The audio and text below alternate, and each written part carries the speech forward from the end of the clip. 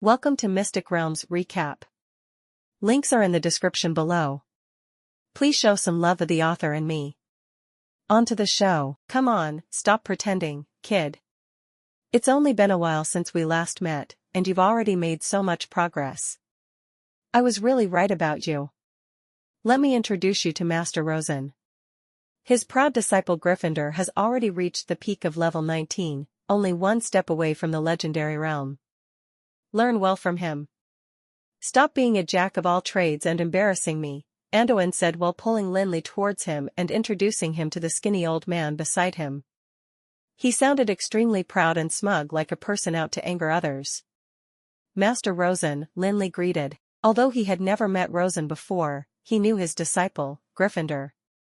Despite the fact that he didn't have a good impression of Gryffindor, he wouldn't fool around like Anduin did.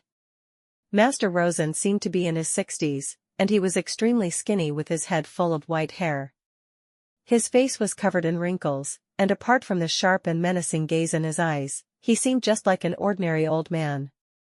After hearing Anduin's introduction, he didn't flare up, and instead nodded slightly before saying in a hoarse voice, "Indeed, Anduin has really got himself a good student. You should be level 23 now, you're almost surpassing your teacher." Anyone would be able to tell from Anduin's introduction that he wasn't on good terms with Master Rosen.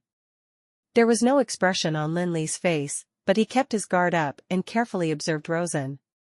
"This is one of the arbiters of the Supreme Council, Master Magard," said Anduin, who introduced Lin Li to another elder instead of answering Rosen.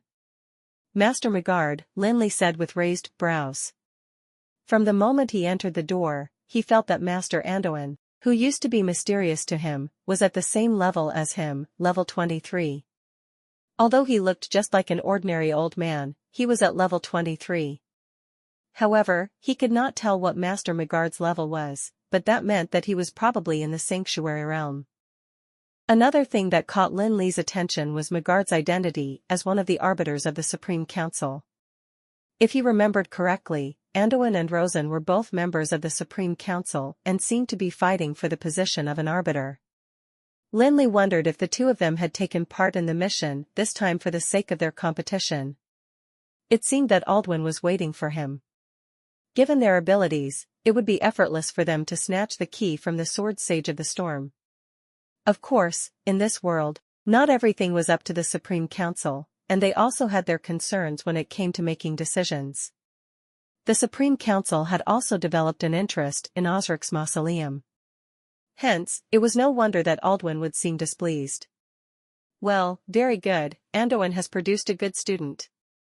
Magard looked at Lin Li without any expression on his face.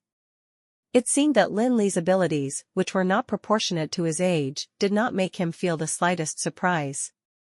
After a perfunctory remark, he looked away and said, "Aldwin, go and arrange the bet. I believe that kid Isekaied wouldn't turn you down." That kid Isekaied. Lin Li shivered and thought to himself that only an old fogey would have the audacity to call Isekaied a kid. In the world of Amril, no one else dared to offend the Sword Sage of the Storm. He wasn't a fool. Besides, the Guild of Magic simply wanted to prolong the bet and not get the key forcibly. If the Guild of Magic were to lose again, Magard probably wouldn't try to vie for it even though he was an arbitrator. A mage who was also a blacksmith? Even the arbitrator, Magard, who was in Sanctuary Realm, probably wouldn't be able to create a decent magical weapon. It was just like asking a warrior to draw a mage weapon. Unfortunately, there were more than just warriors in the Adventurers Guild. Isekaied had always been pleased with his achievement, which he regarded as the proudest piece of work he had produced. Soon, the Alana Guild of Magic and the Adventurers Guild reached a consensus on the previous bet that they agreed on. The place to fulfill the bet was not a public area in Alana, but in a forging workshop belonging to the Sword Sage of the Storm, Isekaied. Isekaied was trying to express some respect for Magard. After all, every tool in his forging workshop was superb, and would be a huge bonus to his success rate of forging. "Aldwin, this is my private forging workshop. You can see what else is needed. I will get someone to prepare the items for you lest you say that I didn't give you a chance." Although Isekaied agreed to the bet, he was already the winner, hence, he obviously wouldn't be pleased to extend the bet. Since Magard, who he feared, wasn't present, he felt that there would be no need to give Aldwin a good attitude. "Don't ask me about forging, ask him about it," Aldwin said while introducing Lin Li to Isekaied. He was not angry at all. Isekaied thought that it was a person from the Supreme Council that would forge a weapon, and did not expect Aldwin to introduce a young mage whom he found familiar to him. All of a sudden, Isekaied frowned as a piece of memory appeared in his mind. He couldn't help but be surprised. "It's you." Lin Li touched his nose embarrassedly, took 2 steps forward, and said, "Mr. Isekaied, we meet again." Even until the day he died, Isekaied would never forget the fact that Lin Li had taken away a legendary magical crystal in exchange for a detoxification antidote. In order to hunt the legendary salamander back then, the Adventurers Guild activated 6 major adventurer teams and suffered countless casualties. Even Isekaied himself was poisoned by the salamander. Lin Li then gave him a detoxification antidote without hesitation, and mentioned that he wanted something from the salamander's body in exchange only after Isekaied had finished the antidote. In the end, the precious legendary magical crystal was taken away by Lin Li right in front of him. Although he didn't want to be jealous or hate a young man, he was still deeply anguished by the fact that the legendary magical crystal had been taken away from him. The pain that he felt could not be gotten rid of by any potions. "Young man, it is no wonder that the salamander had died in your hands. You are indeed young and promising." Isekaied could tell back then that Lin Li had the power of an archmage, but after just a short period of time, he had already entered the legendary realm, and his strong magical wave seemed to have already surpassed his own. Ding, ding, ding. The rhythmic sounds of knocking filled the air in the forging workshop.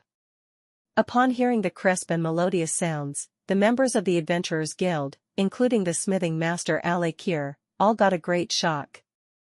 They knew that no matter what skill the young mage had, the fact that he could produce such sounds simply meant that he was at the level of an advanced smithing master. Lin Li stood on the forging platform, and his movements were extremely fluid and smooth even without the help of an assistant. He didn't slack and was performing smoothly. The people watching felt that an assistant would hamper him instead. It was simply a kind of enjoyment. The knocking was just like beautiful music, while his fluid movements were like a beautiful dance. Everyone seemed to have slipped into a trance, and seemed to have forgotten where they were and why they were there. Even Isekaied, the smithing master, seemed to have forgotten that he would lose the key to Osric's mausoleum if he were to lose the bet. A sudden screech finally caused everyone to snap out of their trance, and their eyes suddenly focused on Lin Li's hand. The long sword that had just been forged successfully gave off a menacing vibe. Wonderful. Isekaied could tell that he had already lost, and had to admit that even he himself might not be able to craft such a good sword. Upon hearing Isekaied's gasp of shock, the members of the Guild of Magic let out a long sigh of relief. Actually, asking him to extend the bet was rather unreasonable in the first place. If they were to lose, they would not only lose the opportunity to explore Osric's mausoleum, but also suffer a huge blow to the pride of the Guild of Magic. "This is definitely a master-level masterpiece," Isekaied remarked while grabbing Lin Li's sword to give it a few strokes. He could not believe that it was created by a mage. "What's the matter, Isekaied? When do you plan to fulfill this bed?" Aldwin asked eagerly with a smile. "You can rest assured that we, the Adventurers Guild, will keep our promise. We will not make excuses like some people." Although Isekaied conceded, he still made a sarcastic remark. After all, it was Osric's mausoleum, which was a huge treasure. Holding the other half of the key, Aldwin and the rest left the Adventurers Guild happily. The sword sage of the storm, Isekaied, stared blankly at the long sword in his hand. He couldn't figure it out at all. How could there be such a pervertedly competent powerhouse in the Guild of Magic? Not only did the 20-year-old young mage have a strong magical wave, he was also extremely proficient at forging. When he first met Lin Li, the latter gave him an antidote that could dispel the toxin of the salamander. "Wait a minute, damn it, I just got duped. Isn't that kid the president of the Tower of Dusk from the Breezy Plains?" Since when did he become a member of the Alana Guild of Magic? I did make a bet with them, but not with the Supreme Council.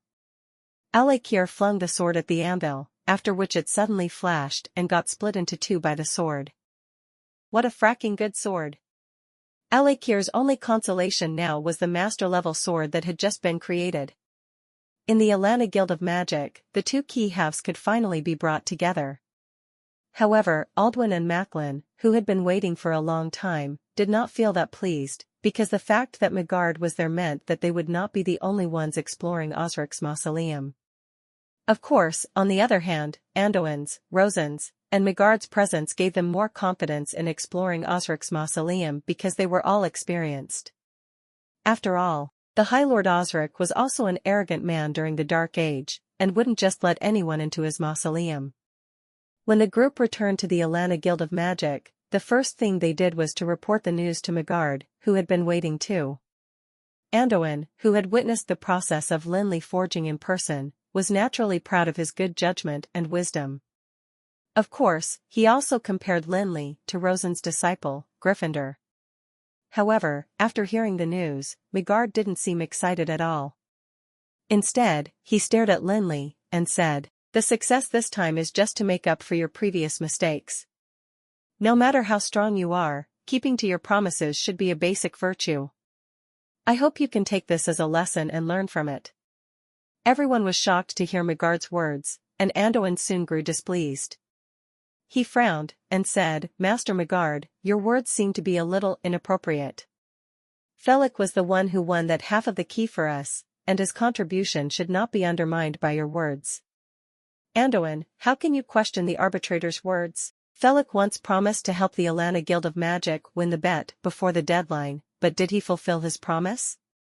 Had he kept his promise, we wouldn't have had to go and beg Isekaied to extend the deadline and become passive. The arbitrator is right. Keeping promises is the basic virtue that everyone should have.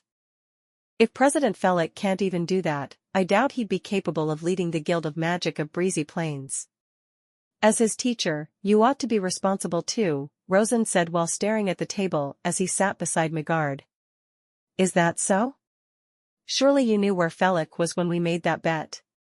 He was working hard in the Breezy Plains and taking charge of the construction and development of the Guild of Magic.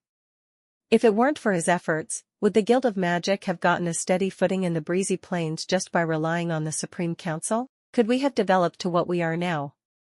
Anduin retorted. Although he usually behaved in a sloppy and cynical manner, he would never let anyone undermine him or criticize his students. Rosen looked up slowly and first glanced at Megard before turning to look at Anduin. He sneered, "As a member of the Supreme Council, we must first be absolutely fair. Felix is your student, so you're no longer impartial.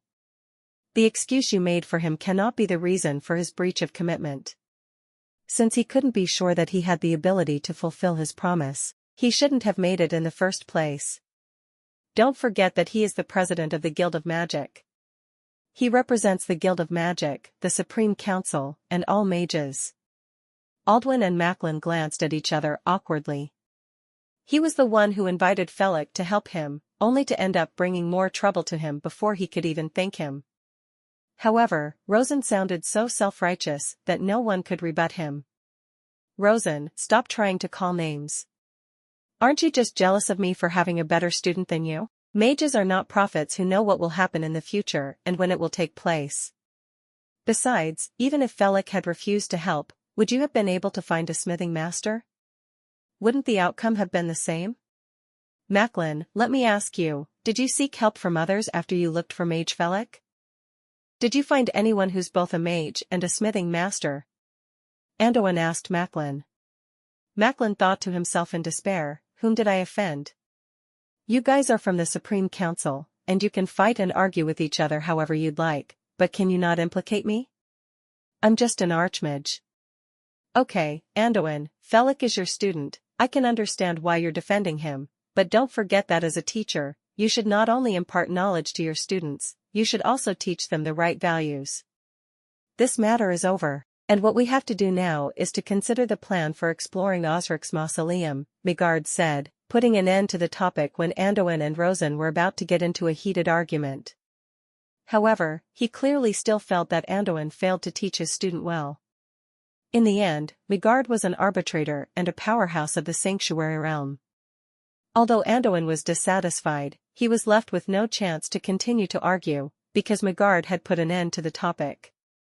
He had no choice but to glower at Rosen before pulling Lin Li to the side. Midgard hung up a map which was labeled with dense lines and annotations, after which he turned to look at the rest. This is a map that we had redrawn according to a map from the High Elves that was passed down from the Dark Age. According to the map and the information on it, we can deduce that this should be the structural drawing of Osric's mausoleum. Felix was the one who found it, Anduin muttered with dissatisfaction.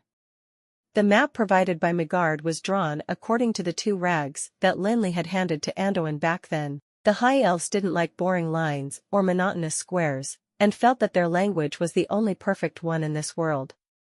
Hence, they were used to expressing everything in tongue twisters. Even a person who was proficient in the language of the High Elves would require a long time to understand the map and figure out the meanings hidden in it. The map of the Sky Castle that Lin Li had obtained at the beginning was actually just a painting of the Sky Castle. The real map was the complex elven text beside it. In order to understand the meaning of those words, Lin Li had put plenty of effort into understanding the High Elf's print, but even then failed to create a map using those words. The members of the Dark Blade were the ones who managed to turn the words into a map according to the ancient documents and materials of the Darkness Shrine. Midgard didn't care about Anduin's words, but Rosen seemed unwilling to let go of any opportunity to launch verbal attacks on Anduin and Lin Li. He coldly said, "Yeah, I heard that one of the maps was obtained after the destruction of a family of mages. As a mage, it's not good to be too brutal. That will only cause one to be obsessed with power and lose themselves while forgetting that exploring the source of magic should be a mage's pursuit." Damn it, Felix won the bet, yet you nitpicked on him. Felix was also the one who contributed the map, yet you have so much *T to say about him. If you're that capable, just go to Osric's mausoleum without following the map. By the way, Felix was the one who won the key, so you'd better not use it when we go to the mausoleum. In fact, Anduin didn't flip the table or raise his voice. Instead, he seemed to be murmuring to himself, despite making sure that everyone heard him. There was a faint flush on Rosen's face, but he managed to hide it quickly. He continued in a composed tone, "The inability to stay calm and handling things impulsively is going to be lethal for a leader and the president of the Guild of Magic. If he hadn't killed Borg's son, he wouldn't have brought such a disaster to his Guild of Magic. Unfortunately, as the president, he didn't reflect on himself. I heard that he killed more than 2,000 people during a battle. What rights does such a brutal person have to be the president?" Aldwin placed a hand on his forehead helplessly, and thought, these two are arguing again after just a short conversation. Are we still going to explore Osric's mausoleum? Of course, he knew that the real reason for the conflict between them was their competition for the arbitrator's position. They obviously wouldn't be in harmony with each other. There were 10 authoritative figures in the Supreme Council, including Anduin and Rosen. There were also 3 arbitrators, 2 of whom were Apophis and Midgard. The other position was currently vacant. It was precisely this vacancy that caused many of the plans made by the Supreme Council to be aborted because of the different opinions of the 2 arbitrators. Therefore, the selection of the 3rd arbitrator was extremely critical to the Supreme Council, and would even be likely to determine the future direction of the Supreme Council. However, due to the fact that Apophis favored Anduin, while Rosen was a descendant of Midgard, the competition between the two also became a competition between Apophis and Midgard. "Master Rosen, you're thinking too much about it. Killing is not my hobby, but there are always some people in this world who never know their limits." Lin Li indeed felt a little embarrassed, but he had never regretted it at all, because the best enemies were the ones who were dead. Midgard frowned a little, and said, "Felix, you may deserve to be proud for what you have achieved at such a young age, but I hope you can respect your teacher and elders like him. Anduin, Rosen, if you can't focus on the exploration of the mausoleum, I'll request for a change in candidates from the Supreme Council." Migard's words placed the emphasis back on Osric's mausoleum. However, everyone could tell that even the arbitrator of the Supreme Council could not be absolutely fair and impartial. The discussion in the conference hall was much less intense. Everyone carefully put forward their own opinions after careful consideration. Everyone knew that apart from being a huge treasure, Osric's mausoleum was also full of murderous traps. Even the sanctuary realm powerhouse Migard was extremely serious about it.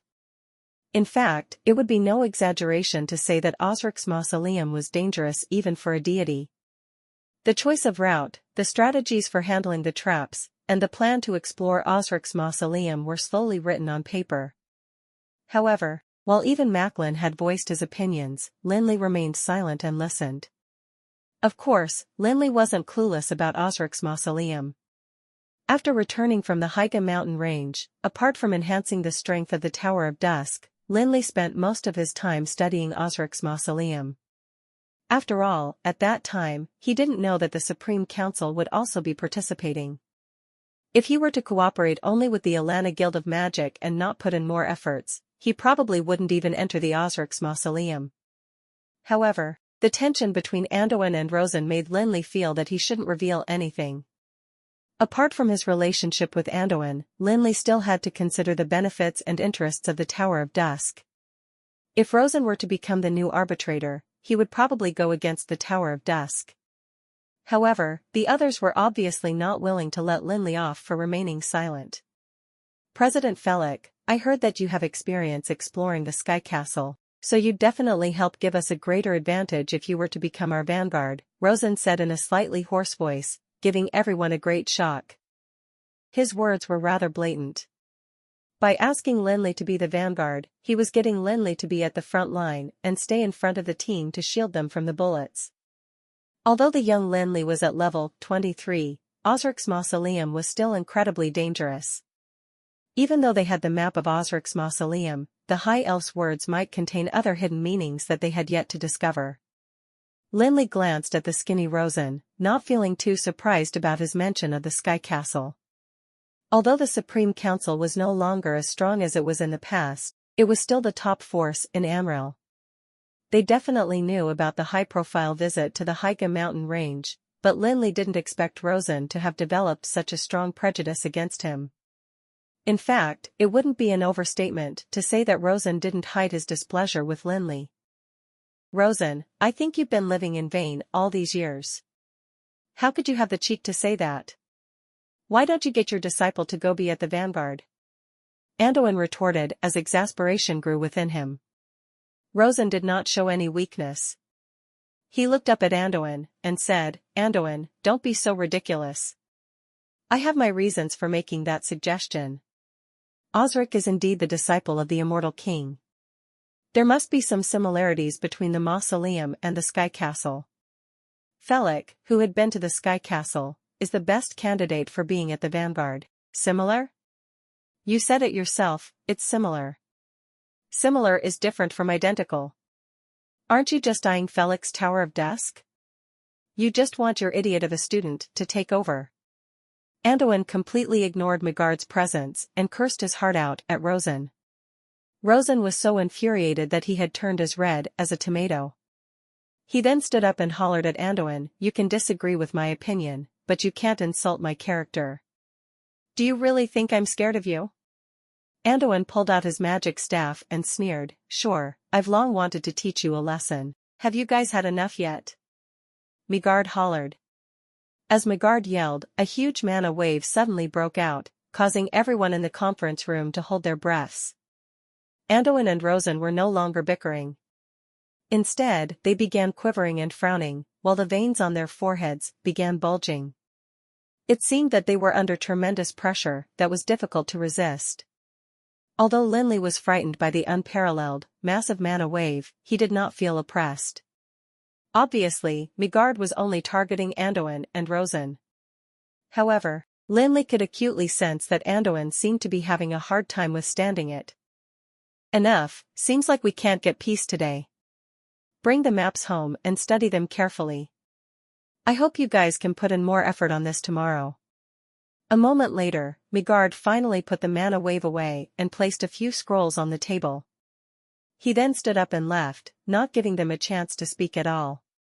The huge oppression suddenly disappeared, and Anduin and Rosen, too, returned to their seats, staring at each other while panting heavily.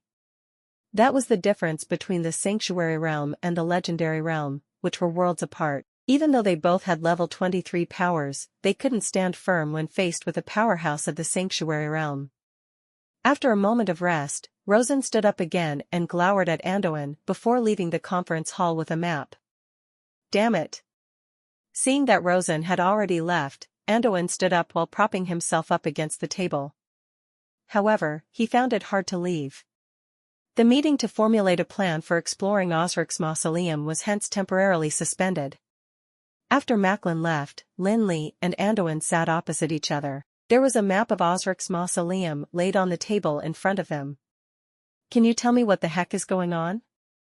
Why is the Supreme Council suddenly so interested in Osric's mausoleum? Lin Li was a little depressed at this moment, but it was not because of the conflict between Migard and Rosen. Instead, it was because of the forceful intervention of the Supreme Council. It meant that most of the treasures in Osric's mausoleum would end up becoming theirs. No one would feel great if they were in his shoes. Suddenly? This not sudden at all. Several years ago, the Supreme Council had already gotten track of the clues to Osric's mausoleum, and they haven't stopped researching at all. Of course, it's also thanks to the 2 maps of yours. Otherwise, we'd have still been stuck in research. Anduin was pleased with himself for choosing the right person. The appearance of the 2 maps brought him plenty of glory in the Supreme Council. If it weren't for the fact that the arbitrator Migard was Rosen's mentor, Anduin would have probably already become the 3rd arbitrator because of that. However, Anduin's answer did not clear the doubts that Lin Li had. Instead, he got even more curious. The treasure of the Immortal King and the Sky Castle probably cannot be hidden from the Supreme Council. If the Supreme Council had wanted to join at the start, even the elves probably wouldn't have been able to turn them down. The Supreme Council doesn't even take the treasure of the Immortal King seriously. Why would they be so interested in Osric's mausoleum? Anduin looked at Lin Li, who was full of curiosity, but did not ask him about the Sky Castle. Instead, he suddenly laughed, and said, "If I guessed correctly, the treasures in the Sky Castle that you explored were definitely limited even though each of you got your own gains. It definitely isn't what you imagined the Immortal King's treasure to be." How did you? Lin Li was slightly stunned, but he soon thought of a possibility, hence, he exclaimed in shock, could it be, that the Supreme Council had already found out about Osric plundering the Sky Castle? It was no secret that Lin Li and the 3 other forces had explored the treasure vault of the Immortal King, hence, it was obviously impossible to hide from the Supreme Council. However, the 3 forces were the only ones who knew what each of them gained, respectively. It would be impossible for ordinary people to find out. The likeliest reason for Anduin's statement was that the Supreme Council had already begun investigating Osric. The Supreme Council has been investigating Osric for so many years, but there hasn't been any result. Although the Sky Castle had been cleared out, it still has great value. Yet, even Osric couldn't control it, so why would the Supreme Council waste so much time and effort on this? However, Anduin still looked rather regretful, seemingly because he couldn't see the Sky Castle in person, and also because no one could control the Sky Castle. It's no wonder that the Supreme Council would keep close tabs on Osric's mausoleum. It turns out that they found out long ago that this is the real greatest treasure of Anrel, Lin Li muttered resignedly. However, to Lin Li, it was mandatory to go to the Sky Castle even though he'd already found out long ago. For the sake of the debris of the stars, Thunderbolt, Lin Li could ignore everything else and focus on obtaining it. Besides, he had gained more than just Thunderbolt in the Sky Castle. He also obtained the magical crystal that controlled the Sky Castle. Upon hearing Lin Li's mumbling, Anduin shook his head with a smile, and said, "Although Osric's mausoleum seems to be the greatest treasure, the Supreme Council didn't plan this expedition for the sake of money." Lin Li raised his brows and hurriedly abandoned his thoughts. Could it be that the Supreme Council already knows that there's something hidden in it? Anduin stared at the map on the ground and nodded gently. Although you're not a member of the Supreme Council, you're one of the members participating in this expedition. So, I have a shocking secret to tell you. It's a secret that even most members of the Supreme Council do not know about. Oh.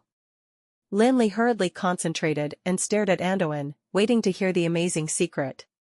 The biggest reason why the Supreme Council planned this expedition is because they found out from our research that Osric's mausoleum contains something extremely important to them. What I'm trying to say is, if our research direction is right, I'll be at least 80% certain that Osric's mausoleum contains a weapon and not money. It's a weapon that will be enough to destroy the Felon Kingdom. However, Anduin looked just as puzzled after revealing the secret.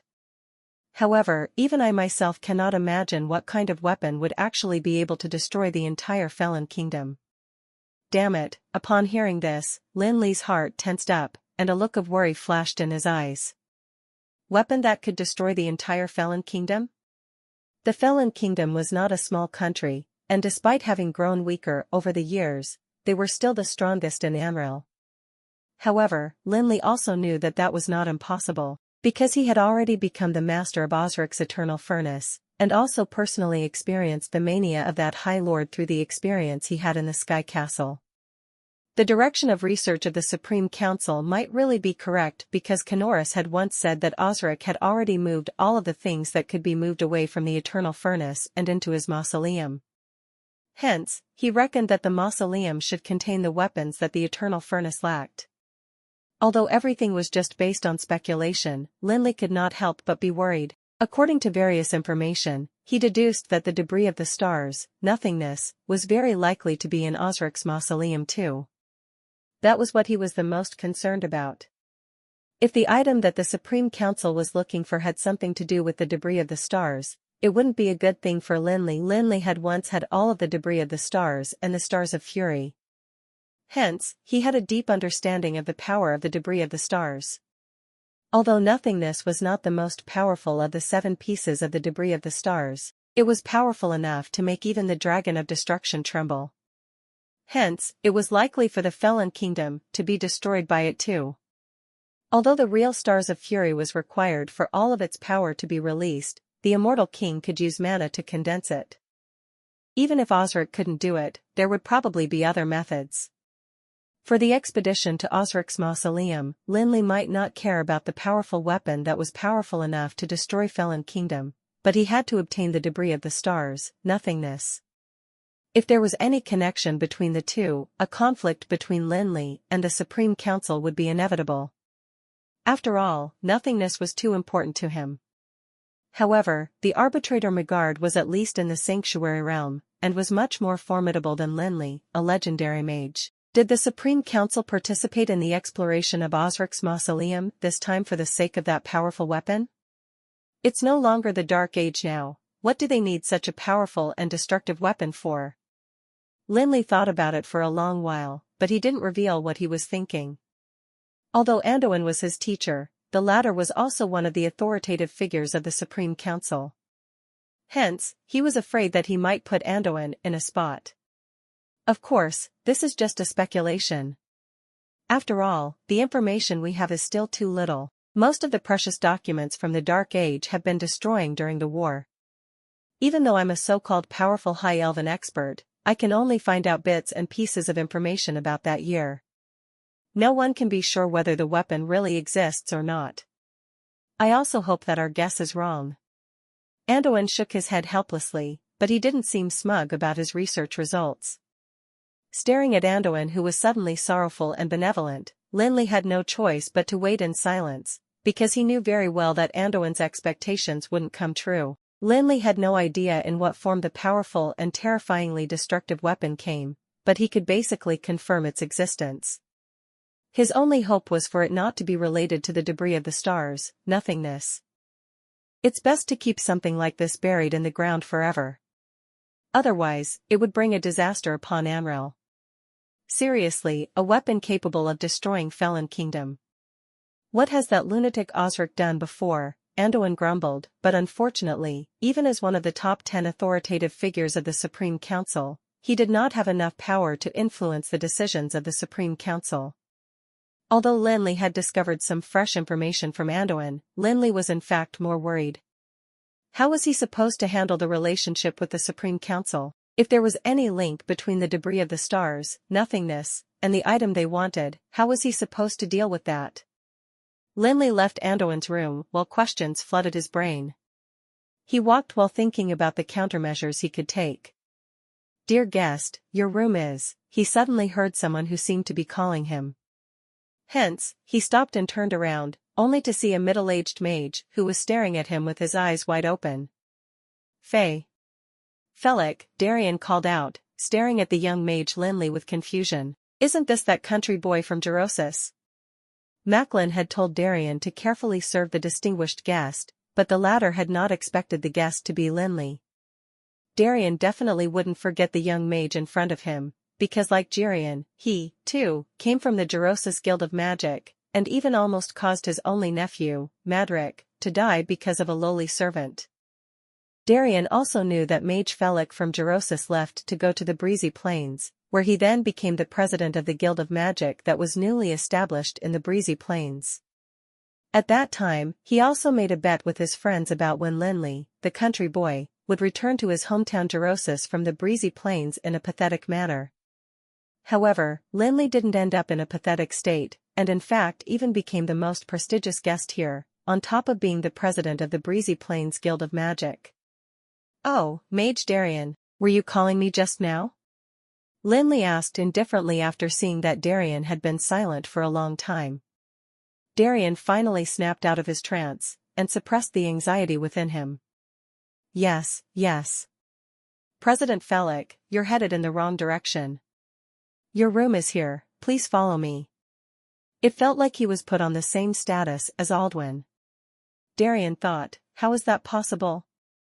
He's still young. Darian led the way ahead, but his heart seemed to have skipped a beat. Despite being an archmage, he could not detect or deduce the level of Lin Li's power. Despite being in disbelief, the truth was that Lin Li had the same aura as the legendary powerhouse Aldwin. Along the way, Darian grew increasingly frightened, for fear that Lin Li would rake up the past again. Lin Li was currently a president, a legendary powerhouse, and the most prestigious guest. He could not afford to offend Lin Li at all. When he turned around just now, he noticed that Lin Li was frowning and seemed to be displeased. He wondered if Lin Li was planning to teach him a lesson. When Darian reached the room arranged for the prestigious guests, he finally let out a sigh of relief and smiled. "President Felix, what else do you need? Feel free to inform me, I'll be ready to serve you wholeheartedly." Lin Li nodded slightly and remained silent while turning around to enter the room. Watching the door close slowly in front of him, Darian was filled with an inexplicable emotion. It turned out that he had been worrying all day for nothing, because Lin Li didn't even take him seriously. He had no idea if he should feel lucky or disappointed. The Shadow Glen was very close to Alana, and would only require a 2-hour horse carriage journey. For the legendary mages, it would only take them a short time flying to reach the place. Fortunately, the undead creatures in the Shadow Glen had yet to come out for more than 300 years. Otherwise, Felon Kingdom wouldn't have dared to settle the Shadow King down in Alana. The sky above the Shadow Glen was always covered with thick black clouds impenetrable by sunlight, appearing as if it was dyed by ink.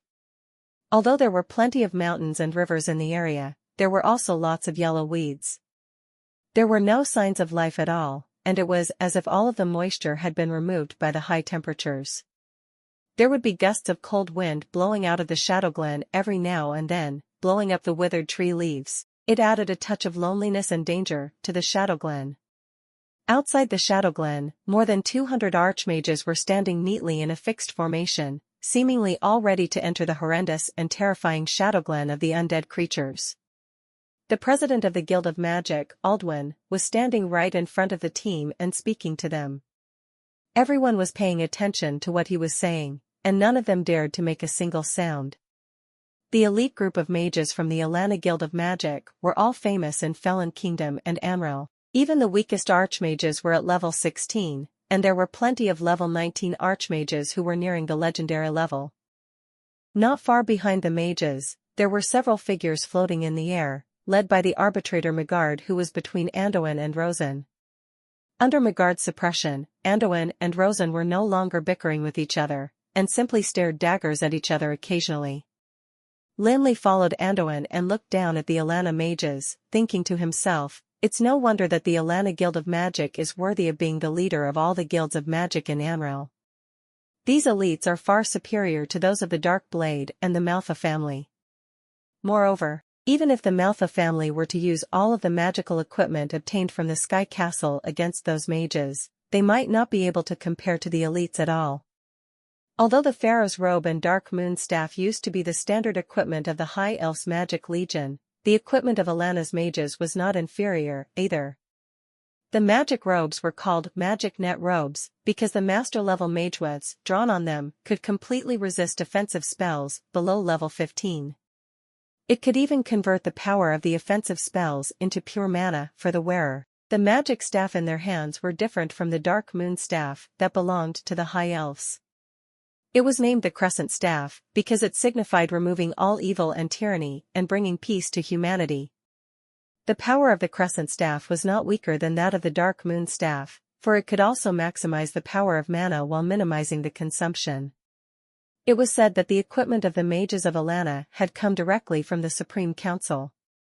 They were once the masterpieces of the god of mages, Juresco, and could be considered to be the pinnacle of human magical equipment. The group of mages who were now equipped with the magic robes and the crescent staffs might not be as good as the High Elves' Magic Legion, but in the current world of Amril, they were definitely a top-level force that was also invincible. Apart from being able to mobilize and assign them to different teams, even the President Aldwin could not order them to do anything. When faced with such a powerful force, it would be impossible for anyone not to be envious or jealous. However, after being in awe for a while, Lin Li stopped paying attention to them. The Tower of Dusk was indeed inferior now, but Lin Li had a lot of faith and confidence in his mages. He believed that they would become just as powerful as long as they spent some more time working hard. It would only be a matter of time before they surpassed this force. At this moment, there was a sudden rumbling coming from the sky, followed by a massive pressure that seemed to be weighing down on them like a stone being pressed on their chests. Even breathing became difficult. Everyone looked up unanimously at the sky, only to see a huge black shadow descending slowly. That's the Tower of the Supreme Council, Anduin said to Lin Li. In fact, even without Anduin's introduction, Lin Li could already guess that it was the Sky Castle built by the High Elves, which was considered a product of the integration of all cutting-edge technologies. It was also the most powerful weapon in the history of Amril. Ever since the Immortal King had built the 7 sky castles, everyone saw it as a holy grail and hoped to replicate the formidable Sky Castle. The Sky Tower of the Supreme Council was where Juresco led Apophis, Magard, and the others to destroy several sky castles, which they then researched and replicated using large amounts of precious materials. However, it wasn't that easy to replicate a sky castle. The disciple of the Immortal King, Osric, had built an eternal furnace, but it was still far from the sky castles. Since the Supreme Council had only studied the sky castle's wreckage, the information available was even more limited. The current Sky Tower had some characteristics that were similar to that of the Sky Castle, and also had incredible power. However, it was merely a sky castle that could not compare even to the Eternal Furnace.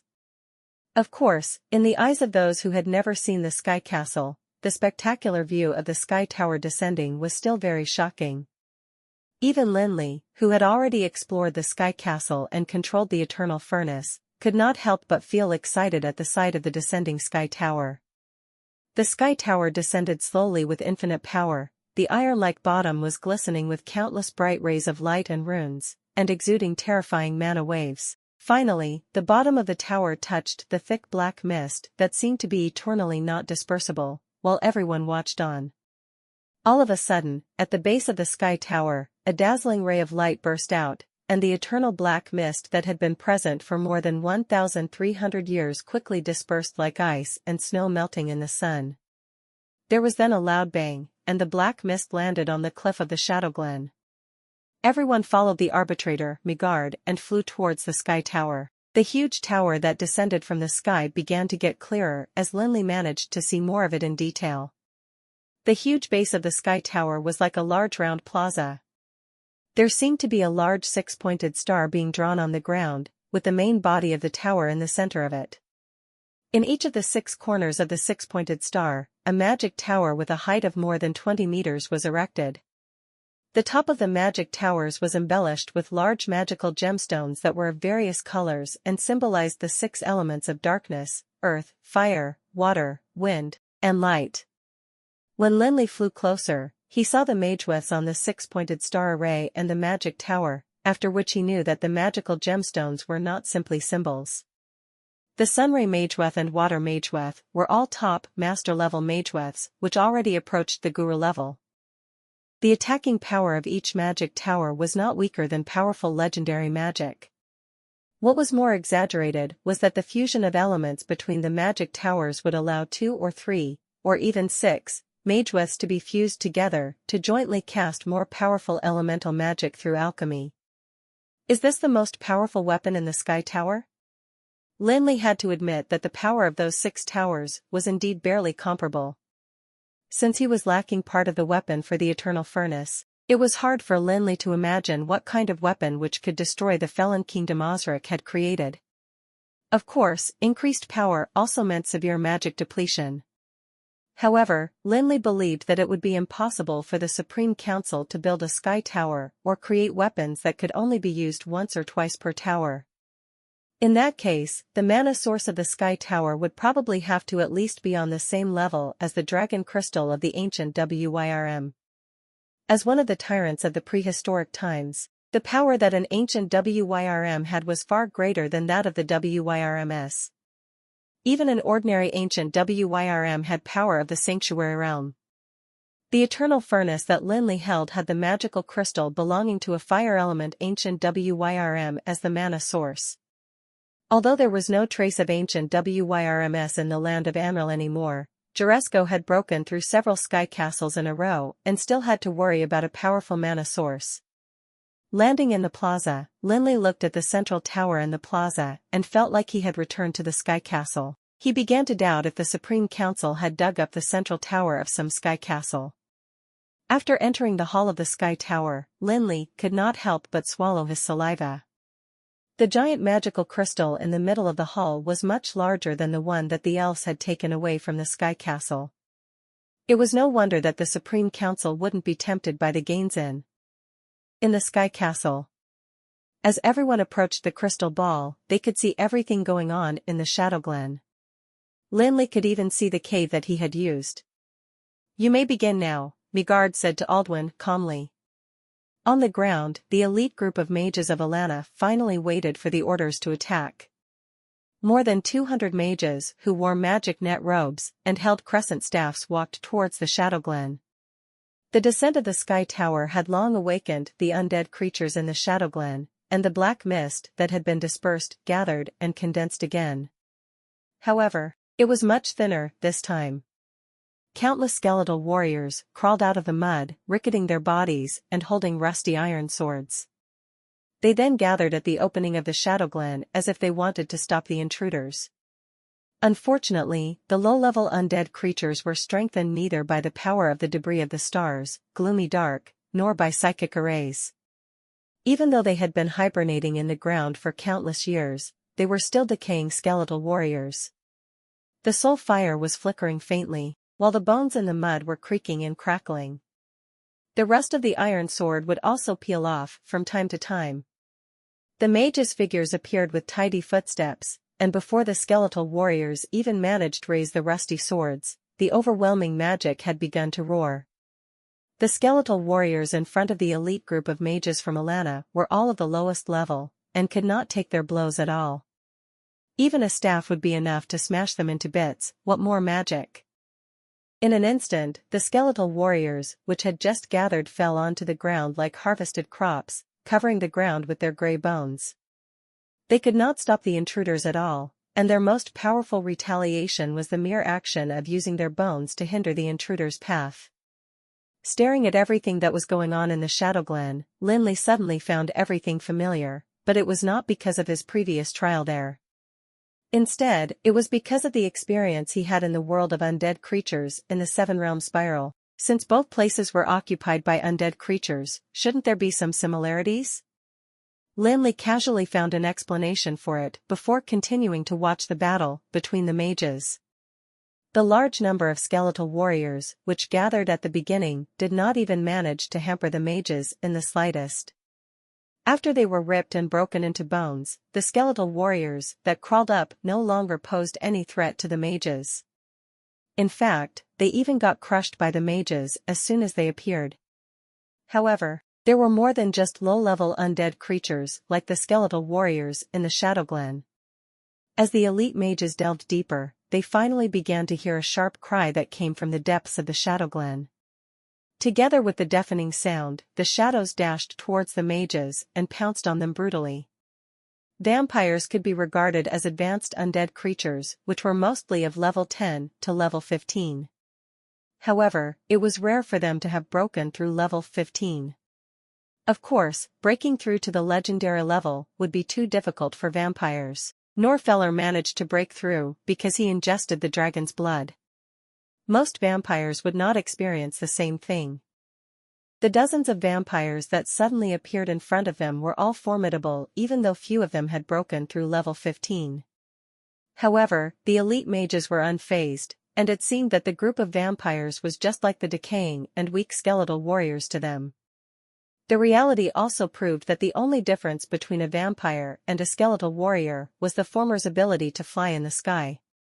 Under the powerful and intense offensive spells, even the vampires that had broken through level 15 could not break through the mage's formation. The soul fire in the eye sockets of the hell ghouls was flickering as they waved their skeleton staffs and launched balls of hellfire at the intruders, only to be blocked by a transparent layer of defensive spells that caused ripples, which were then drowned out by the counterattacking spells. The Shadow Glen was undoubtedly a word of undead creatures, as there were endless undead creatures that continuously attacked the intruders mindlessly. They were soon destroyed, and the difference in strength made their struggle pointless. In the end, they could not stop the mages at all. The formation of the elite mages was still rather neat and almost similar to the way it was when they entered the Shadow Glen.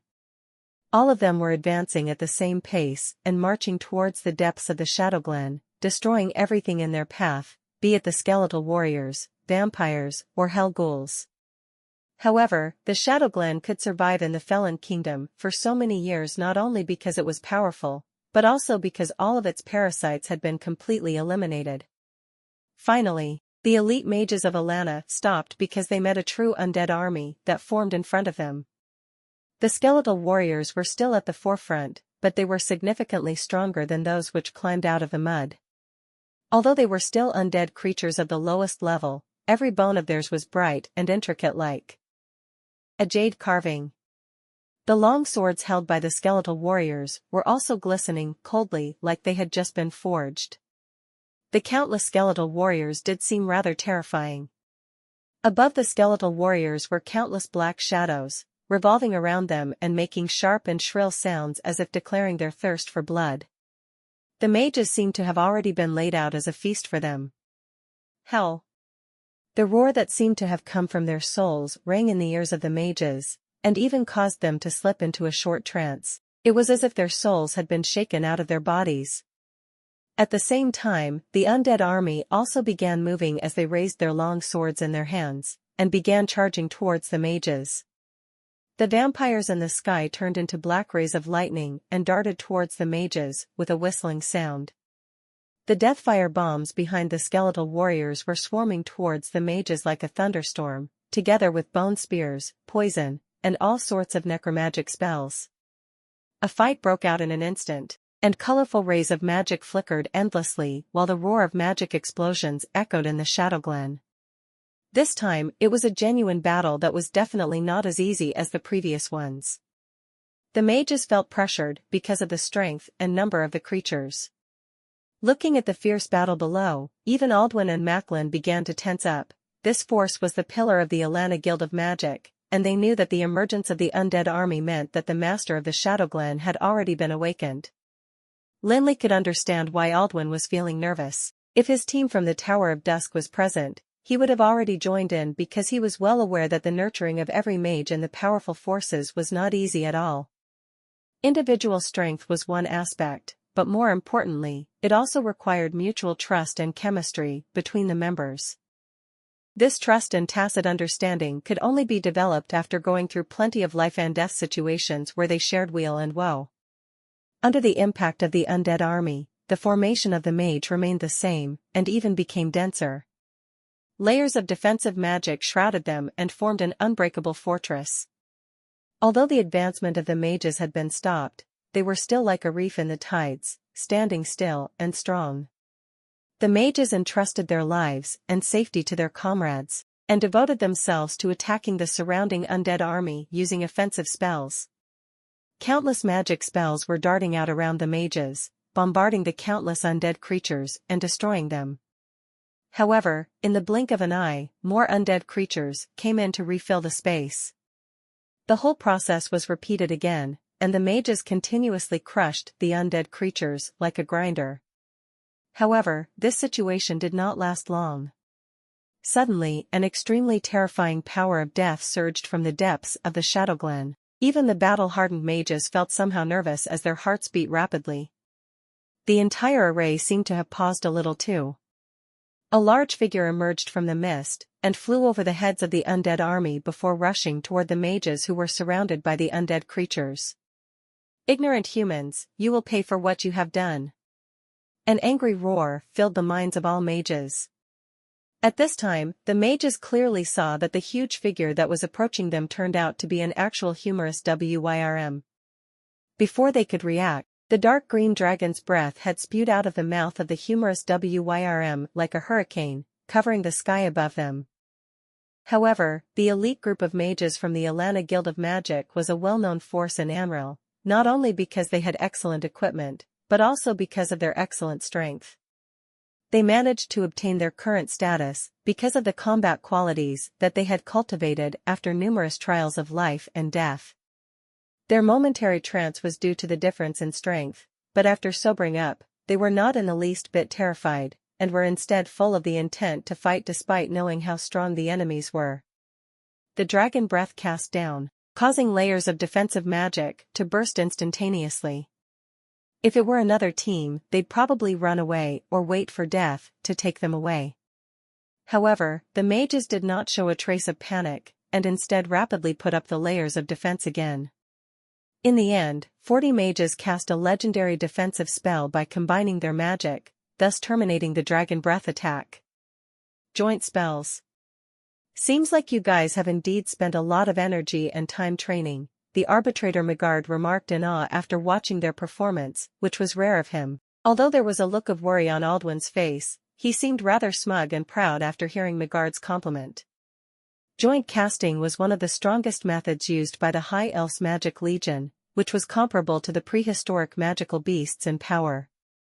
Countless formidable demon lords were defeated by the powerful magic jointly cast by the Magic Legion. It was not as simple as a few mages casting spells together.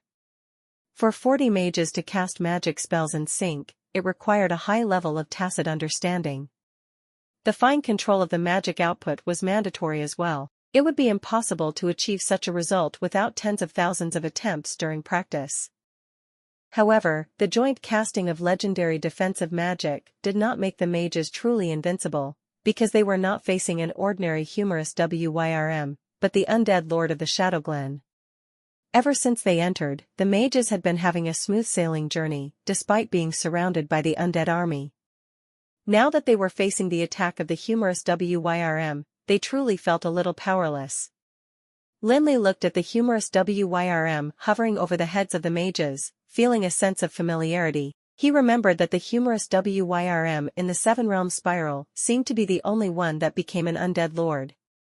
However, the humorous WYRM in front of him was obviously more than just a little bit stronger than the one in the Seven Realm Spiral. Lin Li reckoned that its strength had reached level 23. While Lin Li was observing the humorous WYRM, two powerful auras that were not weaker than the humorous WYRMs appeared, emerging from the depths of the Shadow Glen. Lin Li couldn't help but be surprised. Everyone watching the battle looked towards the back of the undead army, and saw a lich wrapped in a robe and hidden under his hood. It was the Lich King, who was one of the 3 undead lords in the Shadow Glen. On the ground, meanwhile, a tall skeleton-like king walked towards the mages with heavy footsteps. The 3 legendary undead lords finally appeared together at this moment. If one is just a coincidence, what about 3? Lin Li stroked his chin subconsciously. The 3 undead lords of the Shadow Glen turned out to be exactly the same as the 3 in the 7-realm spiral. Although there was a great difference in strength, they were definitely related. Facing 3 legendary powerhouses who were at level 23 all at the same time was truly beyond the ability of the mages. Although they had the ability to cast spells of that level together, they were not legendary powerhouses themselves. Their lack of understanding of nomological power made them much less powerful even whilst using legendary magic. The Lich King's death domain enveloped the battlefield, and the undead creatures that were fragile under the offensive spells launched by the mages now seemed to display power that was far beyond ordinary. A dark gate opened in thin air, and more undead creatures rushed out, including low-level skeletal warriors, high-level vampires, hell ghouls, and even humorous WYRMS. On the other hand, the mages who were in the death domain felt that their mana had become harder to channel, and even their bodies had become stiffer as if they were carrying a boulder each. The only thing that allowed the mages to hang on were their superb combat qualities and unparalleled teamwork. The Skeleton King rushed to the front and slashed the defensive spells of the mages with stunning power using his huge double-edged sword. Crisp crackling sounds rang out in the air immediately, and the legendary defensive magic that was jointly cast by the mages shattered like glass. If you're enjoying my content, please consider donating a coffee or checking out my shirts on TeePublic. At the moment that the defensive magic was broken, the Lich King held up his staff and launched numerous powerful necromagic spells like Withering Death and Stars of Poison at the mages. Although none of the humans had entered the legendary realm, the Lich King, whose power was at level 23, did not hold back at all while attacking. The mages who were putting up the defense began spouting blood from their mouths after the defense was broken. Although their expressions were still firm and they still seemed dauntless, they were obviously injured by the magic. Fortunately, there was a tacit understanding between them. Although someone was injured, no one died during the subsequent attacks, because they were all protecting each other. However, the strong necromagic offensive spells disrupted their formation. The emergence of the 3 undead lords made the mages fully focus on defense, giving the low-level skeletal warriors the chance to use their long iron swords to bring down the mages' defense. Faced with these attacks, the only thing the mages could do was pathetically put up the defense again. After all, the difference in strength was too great, and the fact that the mages could still put up their defense despite the attacks was actually enough to prove their capability. However, the dire situation that the mages were in, where they were passively beaten and struggling to keep up their defense, did not make the 3 undead lords feel like rejoicing at all. Instead, they were all losing their temper because they had yet to succeed in killing a single enemy even till now. The obstinate mages seemed to always be able to slip through their fingertips. Lin Li frowned slightly. Although the mages were barely supporting the defensive layer, it was probably only a matter of time before they got defeated because the undead lords were launching continuous attacks. Lin Li took a look at the mages around him and realized that he was the youngest one. He was the only one who should be staying at the front lines and hitting them. However, Lin Li was not being arrogant or conceited. He truly felt that he might not be a match for the 3 undead lords, and he felt that he could only barely protect himself. Indeed, he was now at the peak of level 23, and he had 4 pieces of the debris of the stars as well as various magical potions. However, the 3 undead lords were all at level 23, and had been living in the Shadow Glen for a long time. Hence, they definitely had a tacit understanding among them.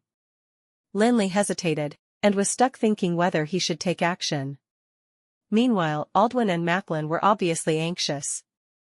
Everyone could tell that the 3 undead lords were definitely unbeatable to the mages. However, Aldwin was only at the peak of level 21, while Macklin had just reached the legendary realm. the two of them would not be of help at all. Forget it, anyway, these old fogies wouldn't want to see me being indifferent and refusing to help while they are working and fighting hard. Lin Li could not stand the dirty looks that Aldwin and Macklin were shooting him, and finally decided to launch an attack. Although it was impossible to defeat the three undead lords, he should at least be able to protect the mages and help them retreat safely. However, just as Lin Li was about to take the initiative to attack, he saw that the arbitrator Megard's figure was turning a little blurry. Next, it vanished in plain sight without any magical waves. Lin Li panicked, and hurriedly turned to look at the crystal ball, only to see Megard's rickety figure stepping on the invisible stairs in the sky, slowly making his way above to the battlefield in the Shadow Glen like an elderly man taking a stroll in the park. Although his actions seemed to be extremely slow, Megard had only taken 3 steps. When he took the first step, there was no terrifying magical wave. However, time seemed to have stopped at that instant. And silence returned. The swords about to stab the mages and the magic spells launched from the top of their scepters seemed to have also paused together with the humans and mages. Megard slowly took the second step, and the air began to condense, while a massive pressure made the skeletal warriors and the other undead creatures which were besieging the mages feel as if an entire mountain was being pressed on their bodies. The skeletons began to crumble and break into pieces, while the vampires and humorous WYRMS in the air suddenly fell onto the ground as if they had lost their ability to fly.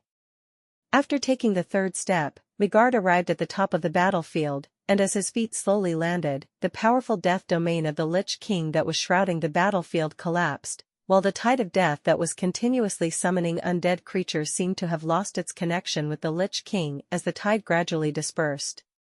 In the eyes of everyone, Megard, who was standing in the sky without a trace of magical wave, seemed to be an extremely ordinary old man.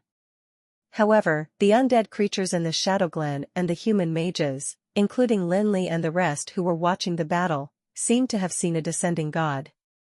Although the arbitrator Megard seemed to be closer to Rosen and had been nitpicking Lin Li's faults, Lin Li had no choice but to admit that Megard was undoubtedly a godly presence from the Dark Age.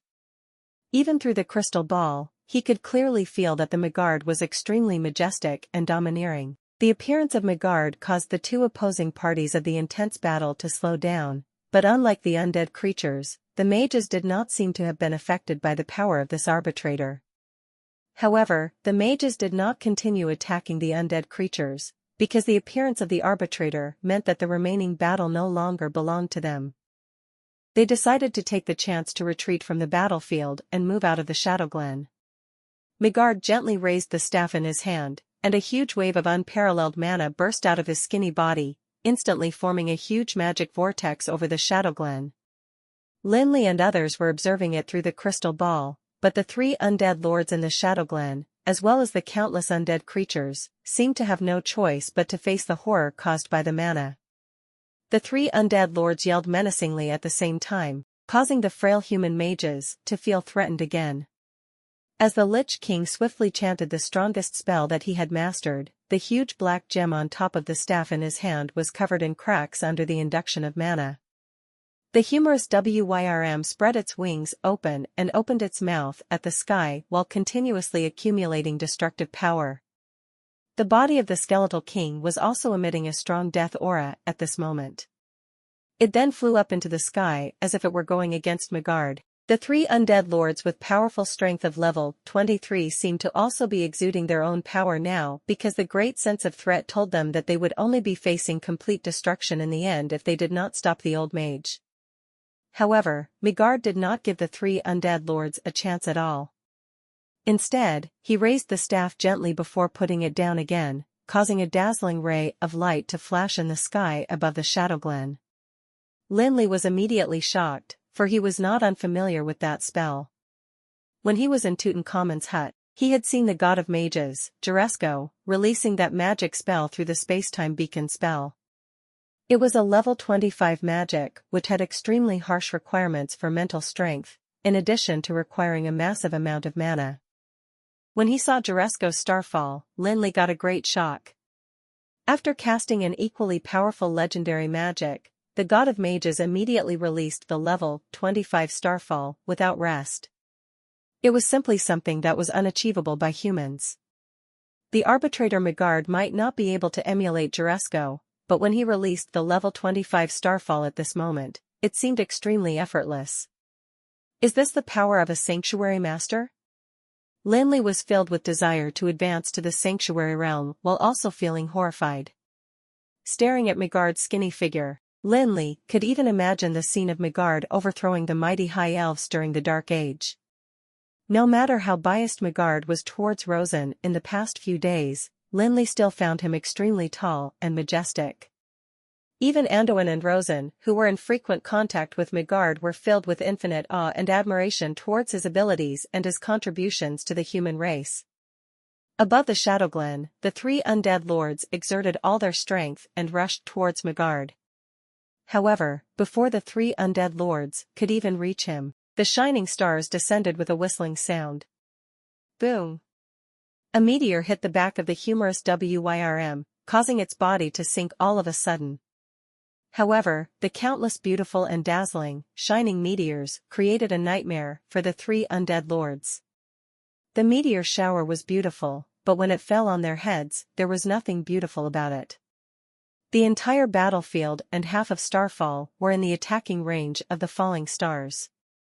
The dazzling meteors were constantly falling like a storm, stirring up glimmering magic and relentlessly destroying the undead creatures. Is this really a magic spell? It's just like a punishment. Although Lin Li was not being attacked, he was still incredibly astonished.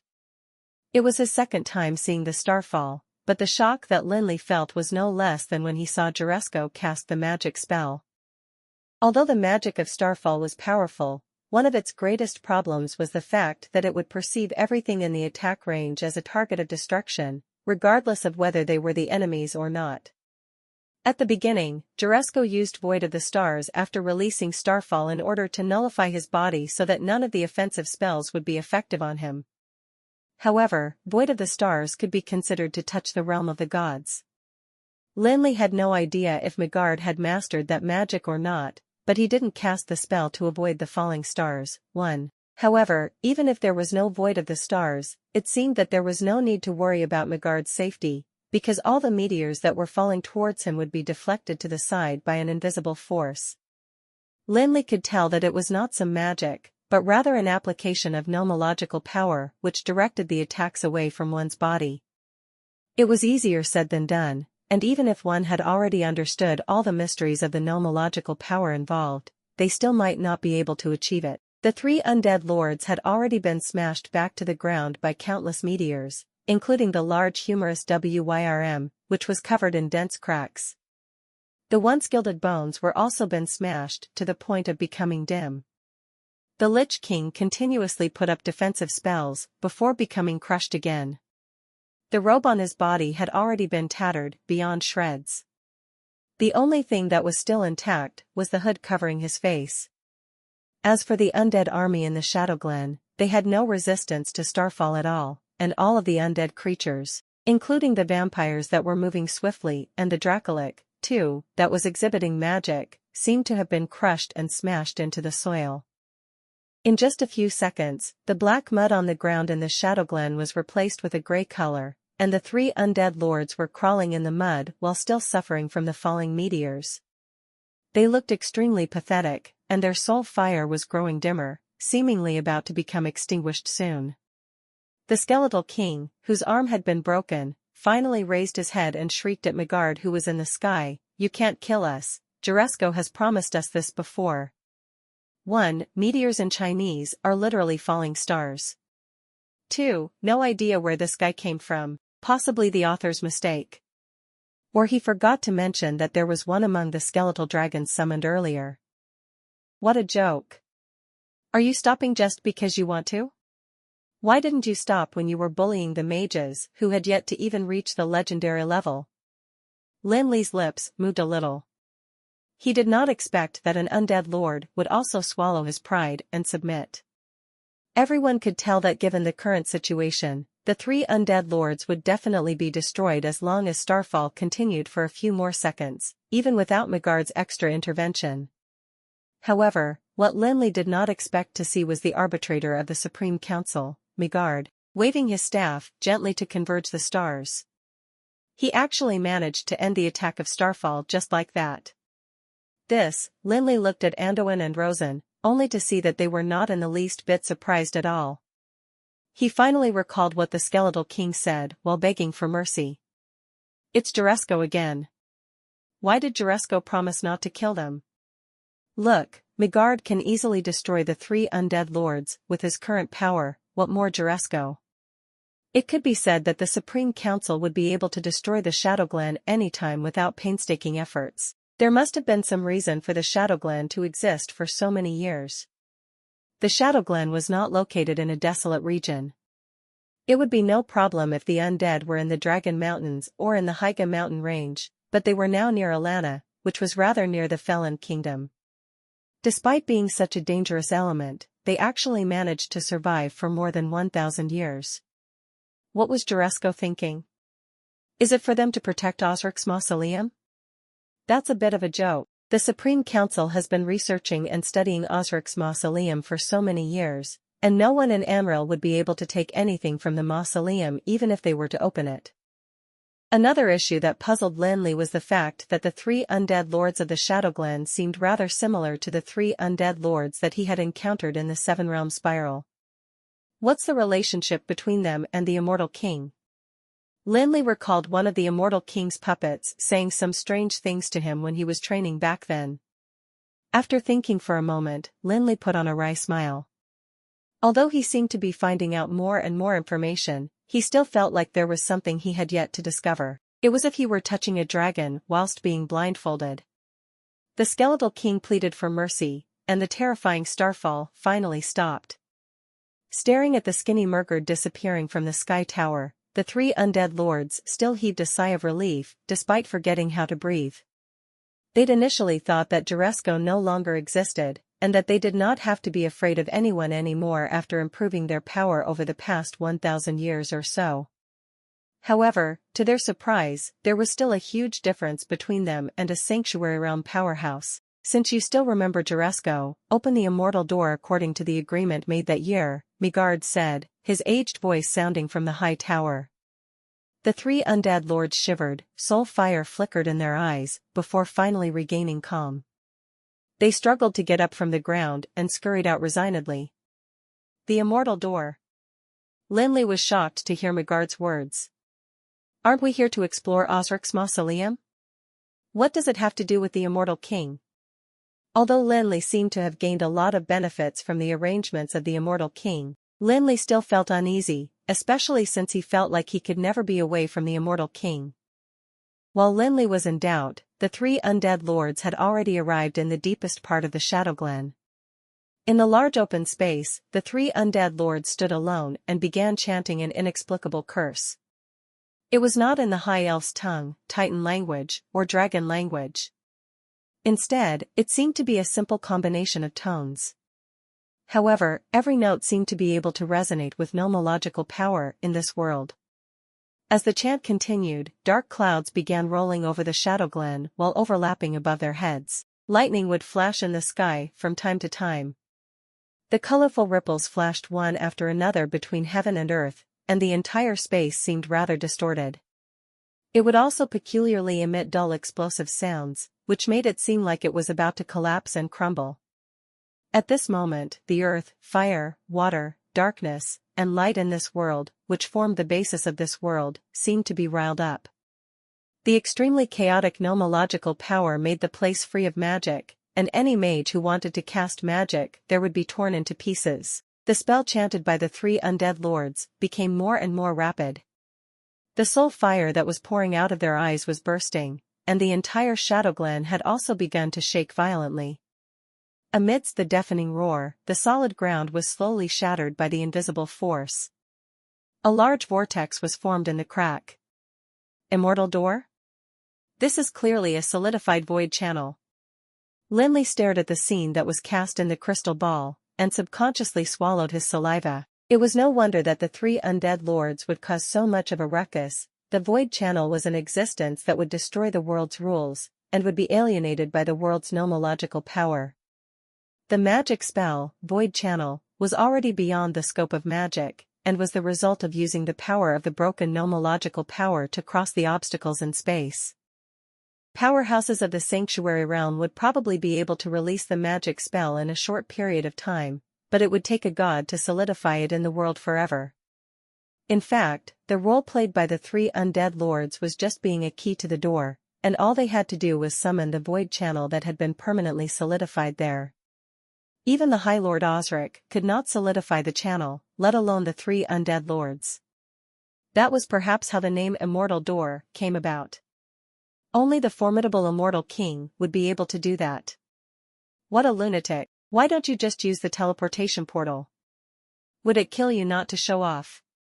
Lin Li gritted his teeth angrily, but he also knew that there would be errors in using the teleportation if the destination was more than 1,000 meters below ground. Once any errors occurred, the people would be buried alive, and never get to escape again unless they were gods of the earth.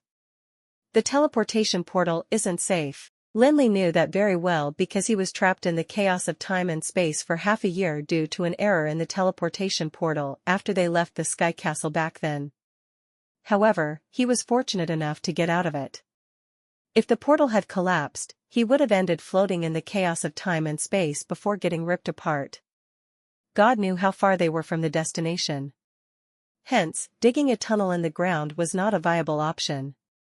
Besides, they were not on Earth. No one could prove that Anril was round. Hence, even the gods might not know how thick the earth was.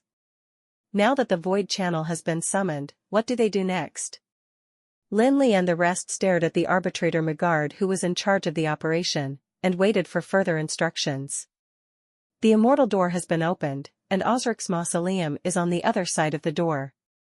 Although there is plenty of danger there, I can't follow you guys. In order to keep the door open, I must stay here and use the power of the tower to suppress it. I'll wait for you guys here, Magard said calmly. Although having a strong powerhouse from the sanctuary realm when exploring Osric's mausoleum would indeed reduce a lot of trouble, Lin Li did not feel too sad about the fact that Magard had to stay there. He was most worried about the debris of the stars, nothingness, being linked to the item that the Supreme Council wanted to find. Hence, Magard staying behind was nothing too bad for him. Lin Li was also well aware that Magard was telling the truth. The void channel was like a void crack which was not tolerated by the laws of this world. After it was opened, it had to be maintained by a constant flow of power. Otherwise, it'd soon be repaired. Although it could be reopened, they could not trust the undead creatures, because they probably wouldn't open the void up again without Magard watching them. Upon hearing that Magard could not go with them, Aldwin could not help but feel worried, and he thought, without the arbitrator, we won't be able to suppress Anduin and Rosen, who had been at odds against each other for more than a day or two. God knows what might happen.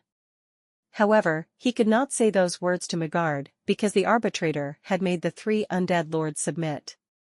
While Magard was speaking, the tower had already reached the sky above the immortal door.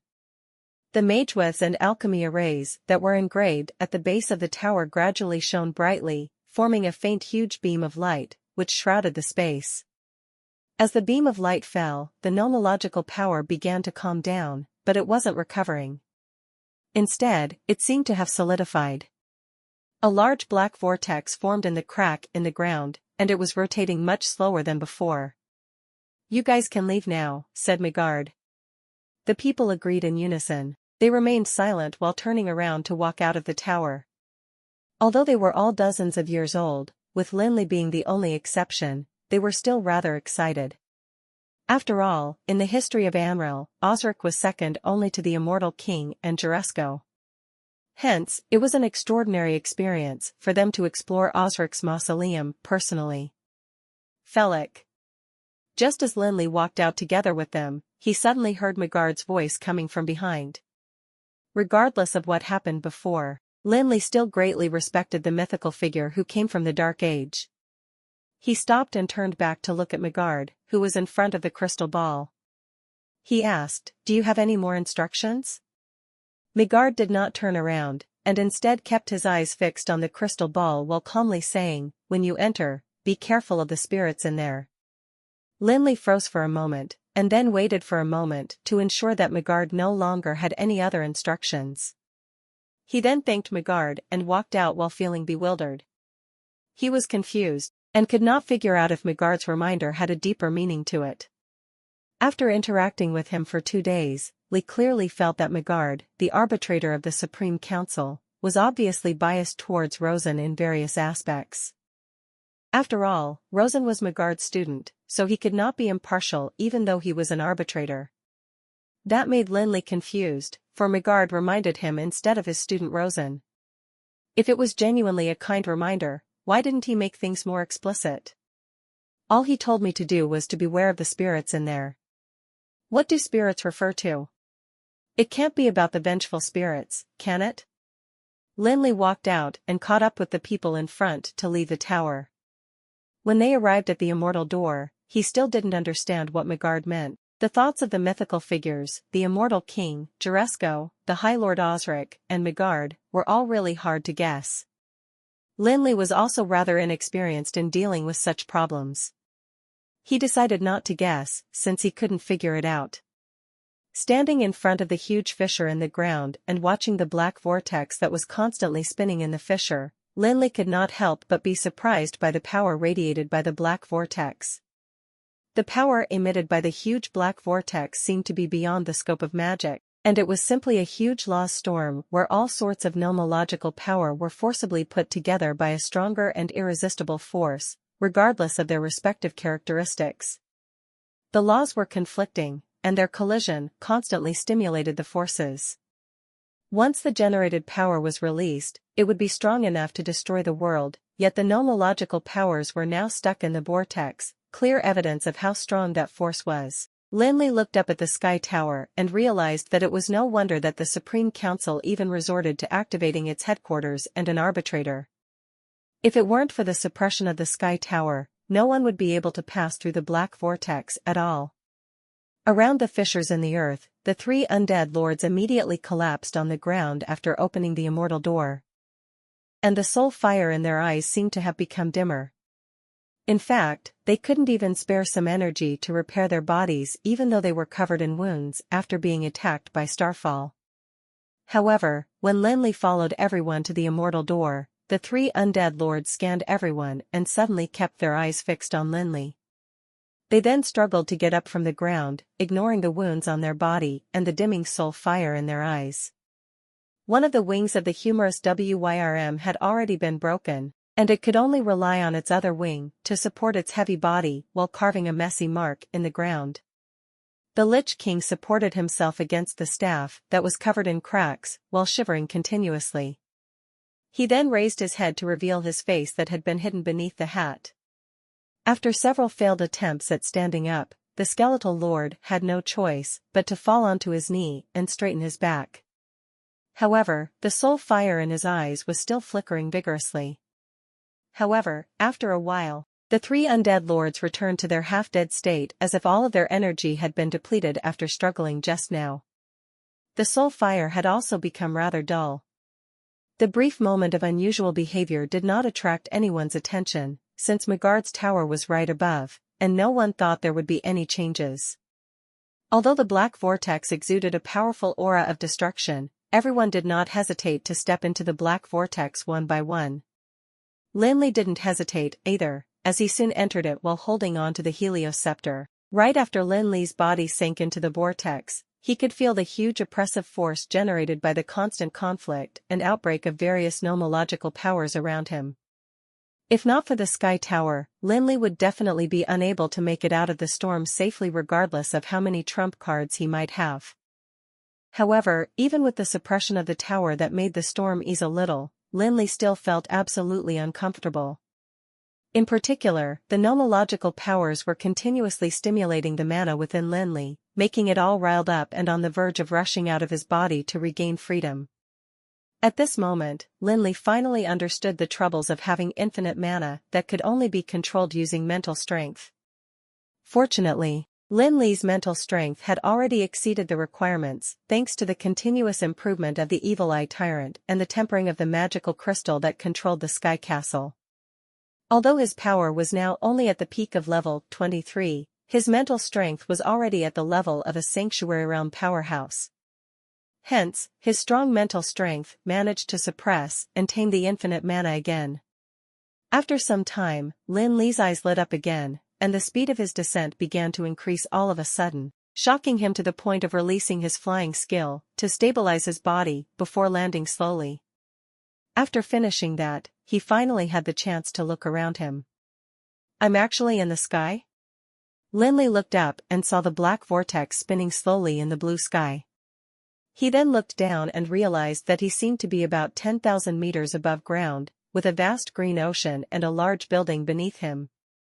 There were also a few black spots, which he reckoned to be Anduin and the rest who entered before him. In the process of falling, Lin Li looked into the distance at dense forests, meandering rivers, and rolling mountains, only to realize that everything seemed to be the same as in Anril. If it weren't for the massive palace, Lin Li would have thought it was a joke made by Osric, and they were brought to another corner of Anril. Where exactly is this place? Is this really an underground world? Lin Li landed and glanced at Anduin and the rest who were equally shocked, after which he stepped on the grass on the ground beneath him. Everything seemed so real and unlikely to be a dream. Ah, it's really spectacular. After observing the surrounding environment, Lin Li shifted his gaze onto the sky again to see that the elite mages of Alana were continuously surging out of the large black vortex. Although the 200-odd people seemed insignificant on the ground, they looked rather interesting when they were descending from the sky.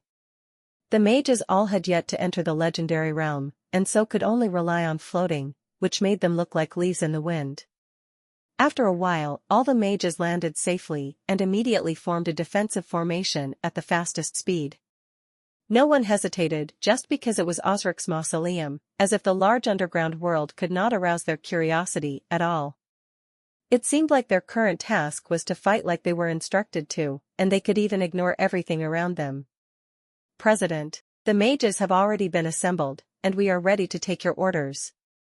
Lampard, the head of the mages, said to Aldwin respectfully. Aldwin nodded, and did not answer immediately. He first looked at the blurry architectural structure at the end of the grassland before shifting his gaze onto Anduin and Rosen.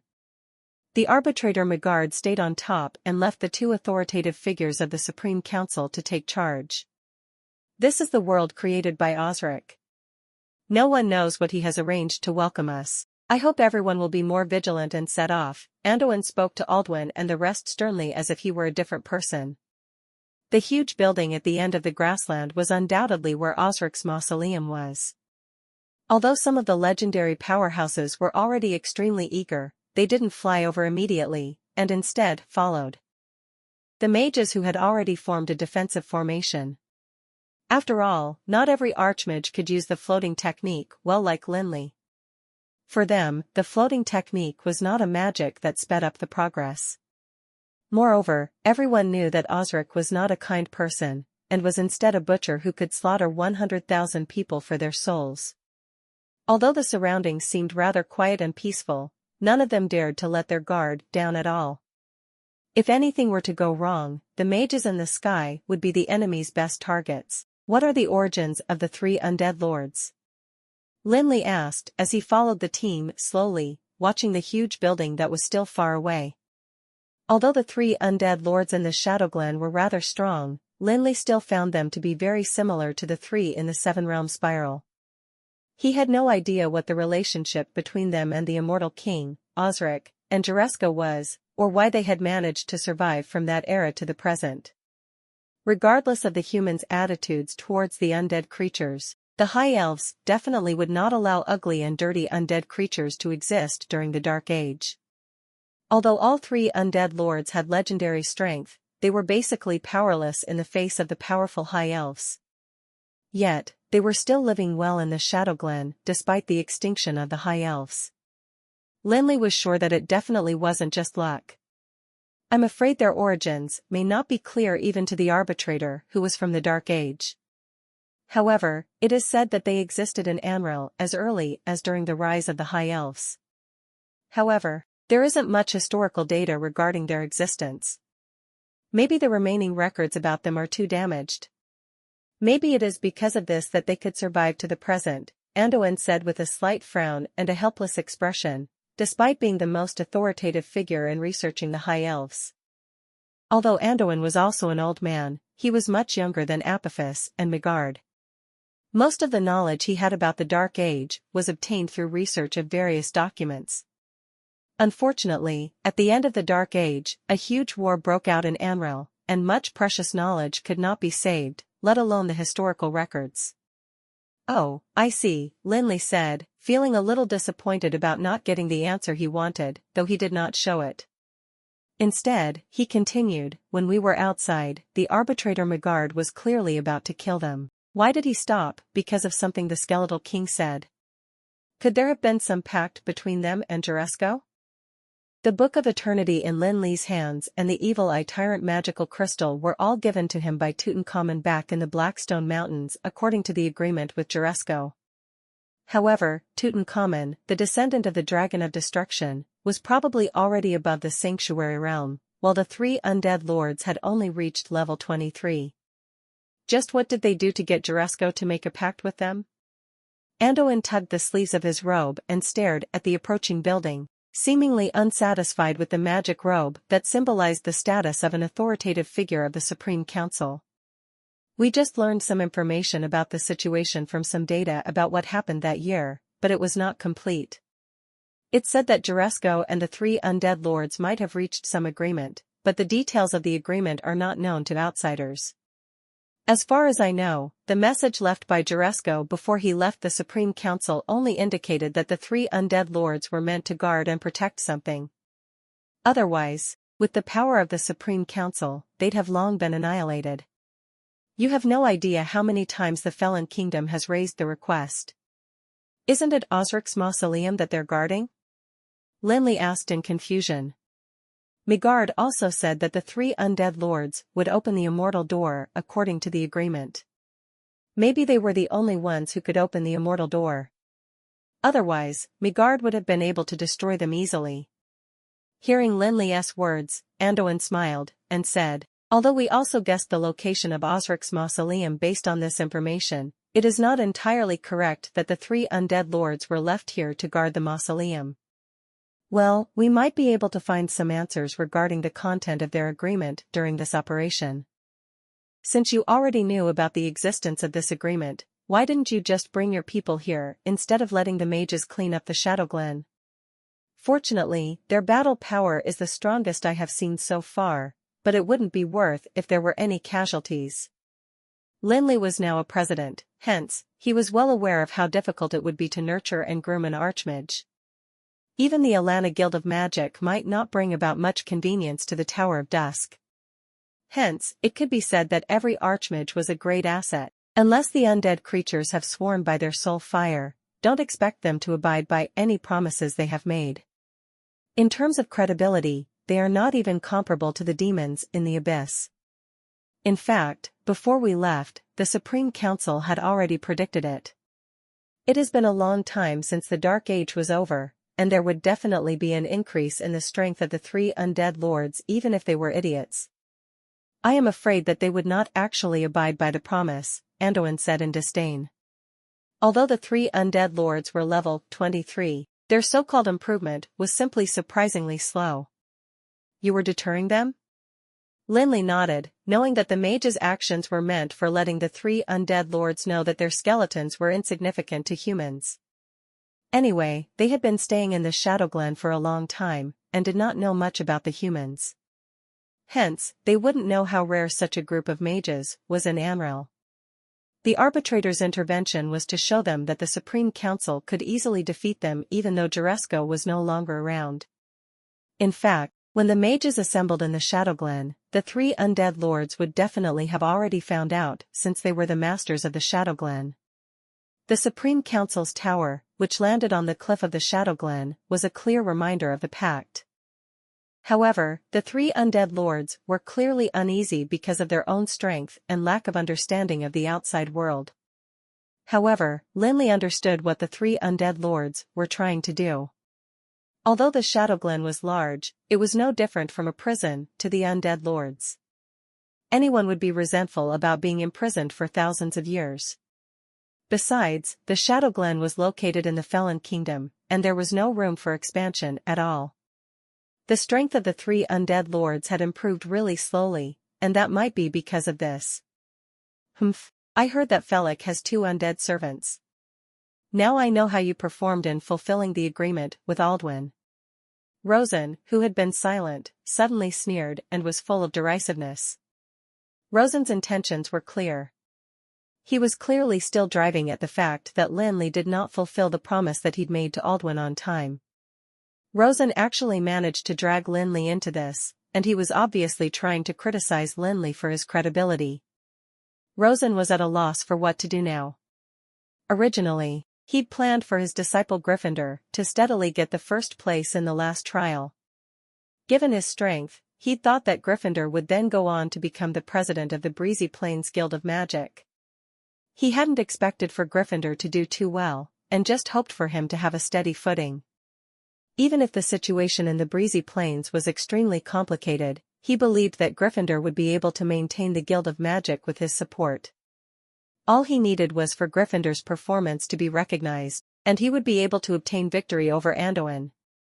However, it hadn't occurred to Rosen that there would appear a kid called Felix, who happened to be Anduin's disciple from the Gerosis Guild of Magic in the countryside. He had put in plenty of efforts for the Guild of Magic to be established in the Breezy Plains, yet he ended up paving the way for his competitor. How could he accept it? In order to make up for the mistake, Rosen had even thought of a solution, making the Supreme Council reduce the aid given to the Breezy Plains. In his opinion, Felix definitely wouldn't be able to have a strong footing in the Breezy Plains, and would scurry back after facing his defeat. At the same time, it would also affect Anduin's reputation. However, under such circumstances, Felix had actually managed to get acquainted with the Manhwa family. If it weren't for the competition between him and Anduin, Rosen would have been in awe of the young chap who created plenty of trouble for him. Now, the only thing Rosen could do was to question if Lin Li was morally qualified to be the president. It seemed that there were some problems with his actions, and even the arbitrator Magard seemed to be dissatisfied with Felix's behavior in the Breezy Plains. After all, the president of the Guild of Magic would still represent the Supreme Council. If he could manage the Guild of Magic well, he would definitely be suitable for being the president. Otherwise, a merchant would make the cut too. Is that so? Is Master Rosen saying that Juresco is being stupid for believing the undead creatures and making a pact with them? Or, you can repeat those words to Master Sendros, Lin Li said bluntly. It was not that he did not respect his elders, but because he felt that there was no need to show respect to those who did not respect him. Rosen was clearly stunned for a moment. As one of the top 10 authoritative figures the Supreme Council and a level 23 legendary powerhouse, he was often showered with compliments, and had never been talked back to in such a manner. He strongly suppressed the anger in his heart, and coldly said, "Mage Felix, please don't forget your identity. Is this how you should be speaking to your elders?" Master Rosen, even an elder would have to be worthy of respect if he wants to be respected by others. He should not demand respect just because he is older. Although Rosen was an authoritative figure of the Supreme Council, Lin Li was not daunted at all. As the argument between Lin Li and Rosen began to get heated, Anduin, pointing at Lin Li, suddenly interrupted, "Felix, look at this building. That butcher Osric actually put in so much effort into building a place for his burial. What a lunatic." Anduin understood the reasons for Rosen's constant attacks at Lin Li. Although Lin Li's unrelenting responses made him feel extremely thrilled, he also knew that it was not the time for conflicts now, especially since it was between 2 legendary level 23 powerhouses. Hence, he suddenly pointed to the distant building and interrupted the argument between the two. Yes, he is a lunatic and a genius. If he had been given more time, maybe his achievements would not have been inferior to those of the immortal king. It is a pity that even the immortal king may not be immortal. Osric couldn't escape death, either. Although Lin Li's understanding of Osric was not too deep, it was enough to give him a general impression of the High Lord. Since a formidable figure like him could not escape death, it was rather shocking. The space in the underground world was extremely large. The team had to travel for more than half an hour before finally reaching the main body of Osric's mausoleum. The originally blurry building appeared in front of them in a spectacular manner, full of the high elf's luxurious style. At this moment, everyone was shocked, be it Anduin, Rosen, or the other authoritative figures of the Supreme Council. The mages were no longer indifferent, and shock was now written all over their faces. No one would be able to stay calm when faced with such a luxurious building. Is this really just a mausoleum? Everyone was filled with extreme disbelief. Even before they entered, they had already imagined what the mausoleum would look like countless times. However, the truth told them that their imagination was still too weak. It was just like how a beggar could never imagine the life of a monarch. Lin Li could already tell that the architectural style of the building in front of him was very similar to that of the Eternal Furnace, though it was much larger. The aura that the majestic building was giving out was also more terrifying than the Eternal Furnace's. It was not inferior to the Sky Castle. In front of the majestic building, there was a vast and flat square paved with moonstone. Under the clear blue sky, it emitted a beautiful and psychedelic blue light which made the entire square seem like a calm sea with light ripples.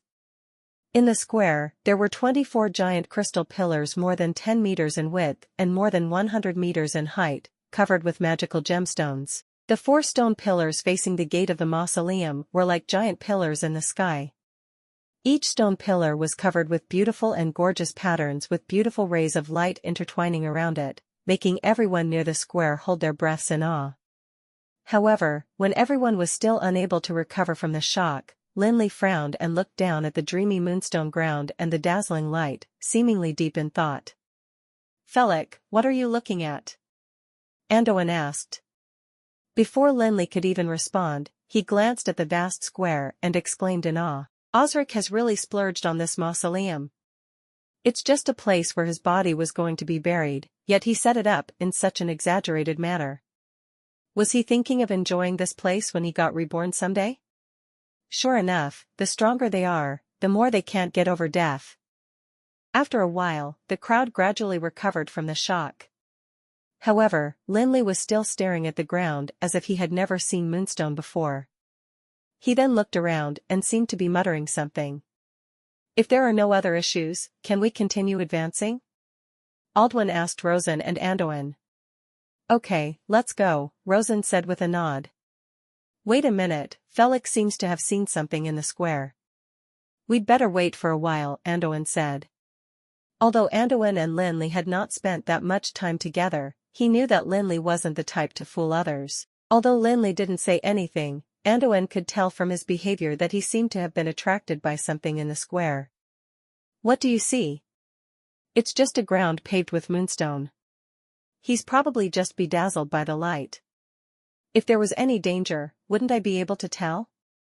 "There are no traps annotated on the map that we have," said Rosen, who was still quite confident about his own eyesight. In addition to being a legendary powerhouse, he was also an actual guru of inscription. Hence, he believed that his knowledge about mages was the best in Amril. What a joke. Why would they tell you what the traps are and where they are set? In that case, why wouldn't they just open the door and allow you to enter freely? Felix has even gone to the Sky Castle. What else has he not seen before? Do you think he's like that idiotic student of yours who thinks he's the top genius of the world just because he has seen a small part of the world? Anduin sneered. This is Osric's mausoleum, not the Sky Castle. Besides, I want to remind you, don't forget that I am the leader of this operation. After that, Rosen glanced at Lin Li, who was deep in thought, and a look of disdain formed in his eyes. He turned to look at Aldwin, and said, "Continue advancing, the Sky Tower is still suppressing the immortal door. We don't have much time to waste here." Aldwin looked helplessly at the two people. Although he was very fond of Lin Li, he was well aware of Rosen's accomplishments in inscription. Since Rosen said that there was no problem, that should really be the case. Moreover, when discussing the exploration plan, Migard allowed Rosen to take charge, despite not stating it explicitly. Hence, Rosen was the main moderator of the operation. The mages had already forgotten about the shock that they were in, and they strode forwards orderly on the glossy ground after receiving the commands. All of a sudden, a fast-moving shadow quickly enveloped the ground of the square. It turned out to be a white cloud, floating in the sky and blocking the sunlight. Watching the moonstone lose its luster, Lin Li was flabbergasted, and an answer immediately formed in his head. Wait, Lin Li raised his head and was about to give them a reminder, but he saw that the mages had already gotten into a defensive formation and stepped onto the flat and smooth ground of the square, causing the moonstone to suddenly become dimmer. At this moment, not to mention Rosen, every mage could tell that something was wrong. Aldwin yelled at the mages behind and instructed them to retreat immediately. No trap in Osric's mausoleum was not to be belittled. The mages were the pillars of the Alana Guild of Magic, and losing one would be a huge heartache for Aldwin. However, the traps laid by Osric the Butcher would definitely be lethal. The ground of the entire square seemed to have suddenly experienced a power outage, and the moonstone that was emitting eternal light suddenly became dim. In the center of the square, the two giant pillars facing the gate of the mausoleum had become brighter, and they resembled lampposts. Between the pillars, there were electric snakes running back and forth, making crackling noises and covering the mausoleum. Felix, what kind of trap is this? Anduin asked Lin Li, feeling worried as he watched the amazing changes in the square. Lin Li shook his head helplessly, and answered, if I'm not wrong, it might be the Gate of Doom. Get everyone to get ready for a battle. Upon hearing that it was the Gate of Doom, even an alchemy jockey Anduin began to feel uneasy. Although he didn't know much about alchemy, he knew that the Gate of Doom was a master-level alchemy array that was used to open the channel between Anril and the Endless Abyss. The only hope now was for the Gate of Doom to open a channel that was not too far down in the Endless Abyss. Otherwise, even if the mages were to win the battle, they would inevitably suffer a lot of losses. Since you've already seen it, why didn't you tell me what your idea was? Rosen scowled at Lin Li. He was the one who ordered the mages to continue to move forward, and claimed that there was no danger, but this time, there was actually such a huge change that was like a slap in his face. He naturally thought that Lin Li had already seen the traps in the square, and was waiting for him to fall into it.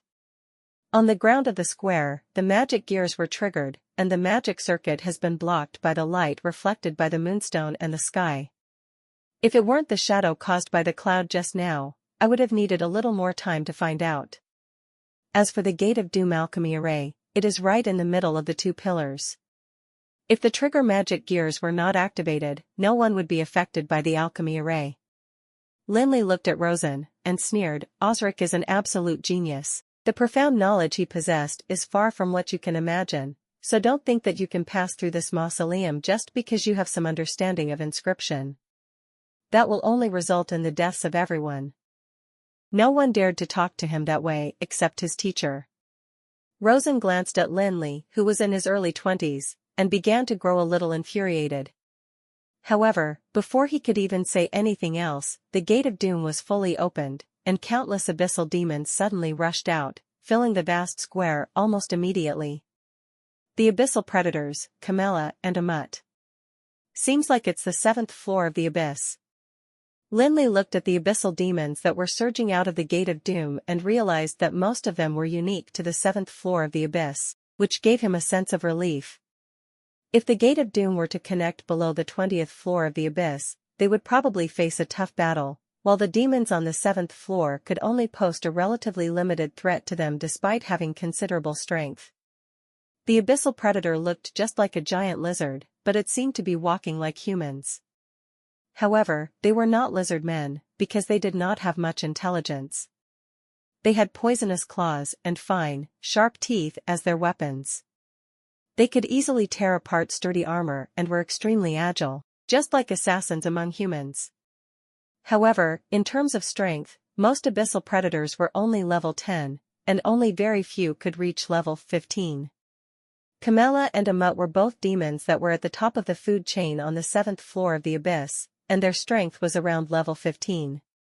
The demon Camilla had a lion's head and a sheep's body, and could also spit out black flames. At the same time, the huge body also gave it great physical strength. Claws and strong teeth were also its deadly weapons. The demon Amut was like a giant flying crocodile with wings on its back to allow it to perform short-distance flight. The most powerful weapon against enemies was not its body, but its earth element magic. Although these demons from the 7th floor were more powerful than the undead army in the Shadow Glen, they were after all facing the Alana Guild of Magic, one of the powerful forces of Anril. Seeing that countless demons were surging out, the mages all remained composed and everyone raised the crescent staffs in their hands as the overwhelming magic suddenly swept towards the demons. Facing the tide-like demons, the 200-odd mages were like a small boat floating in the sea. They were extremely thin and fragile, as if they would capsize when hit by a massive wave. However, under the commands of their commander Lampard, they seemed to have rooted themselves to the ground, and remained still despite the roaring abyssal demons. Camilla spat out a mass of abyssal flames, but when it was about to fall on the mages, it was blocked by a faint ray of light, and was reflected back to the demons which besieged the mages, causing the demons to wince and howl in pain. Ice spears and wind blades seemed to have formed a barrage as they darted out like missiles. The mages were only casting some low-level magic, but they were strong enough to result in the collapse of the abyssal demons. To the mages, Ice Spear was a relatively low-level offensive spell, but when an ice spear hit the demons, the damage would be incredible. As long as they could break through the enemy's defense and damage the enemy, the effects of low-level magic and powerful magic would be the same. With the excellent magical equipment on their bodies, the mages seemed to recover their mana almost instantly. Even if they were to kill all the abyssal demons, their mana would probably still be full. However, their purpose this time was not to battle, but to explore Osric's mausoleum. Anduin raised his staff and first looked at Rosen before turning to look at Aldwin. It's not the time to train them now. We haven't even entered the gate of Osric's mausoleum. Let me deal with the demons. Anduin flew into the air and swung his staff with momentum while chanting a spell. Noticing that Anduin was about to take action, Aldwin ordered the mages to transition to pure defense. Just as the magical defense of the mages was put up, Anduin finished casting his spell and raised the staff into the sky. Dark clouds rolled in the sky, and the entire square was cast in shadow. Next, lightning seemed to have filled the sky and fallen down onto the square like heavy rain. Thank you for watching Mystic Realms Recap. Please like, share and subscribe. Have a great day.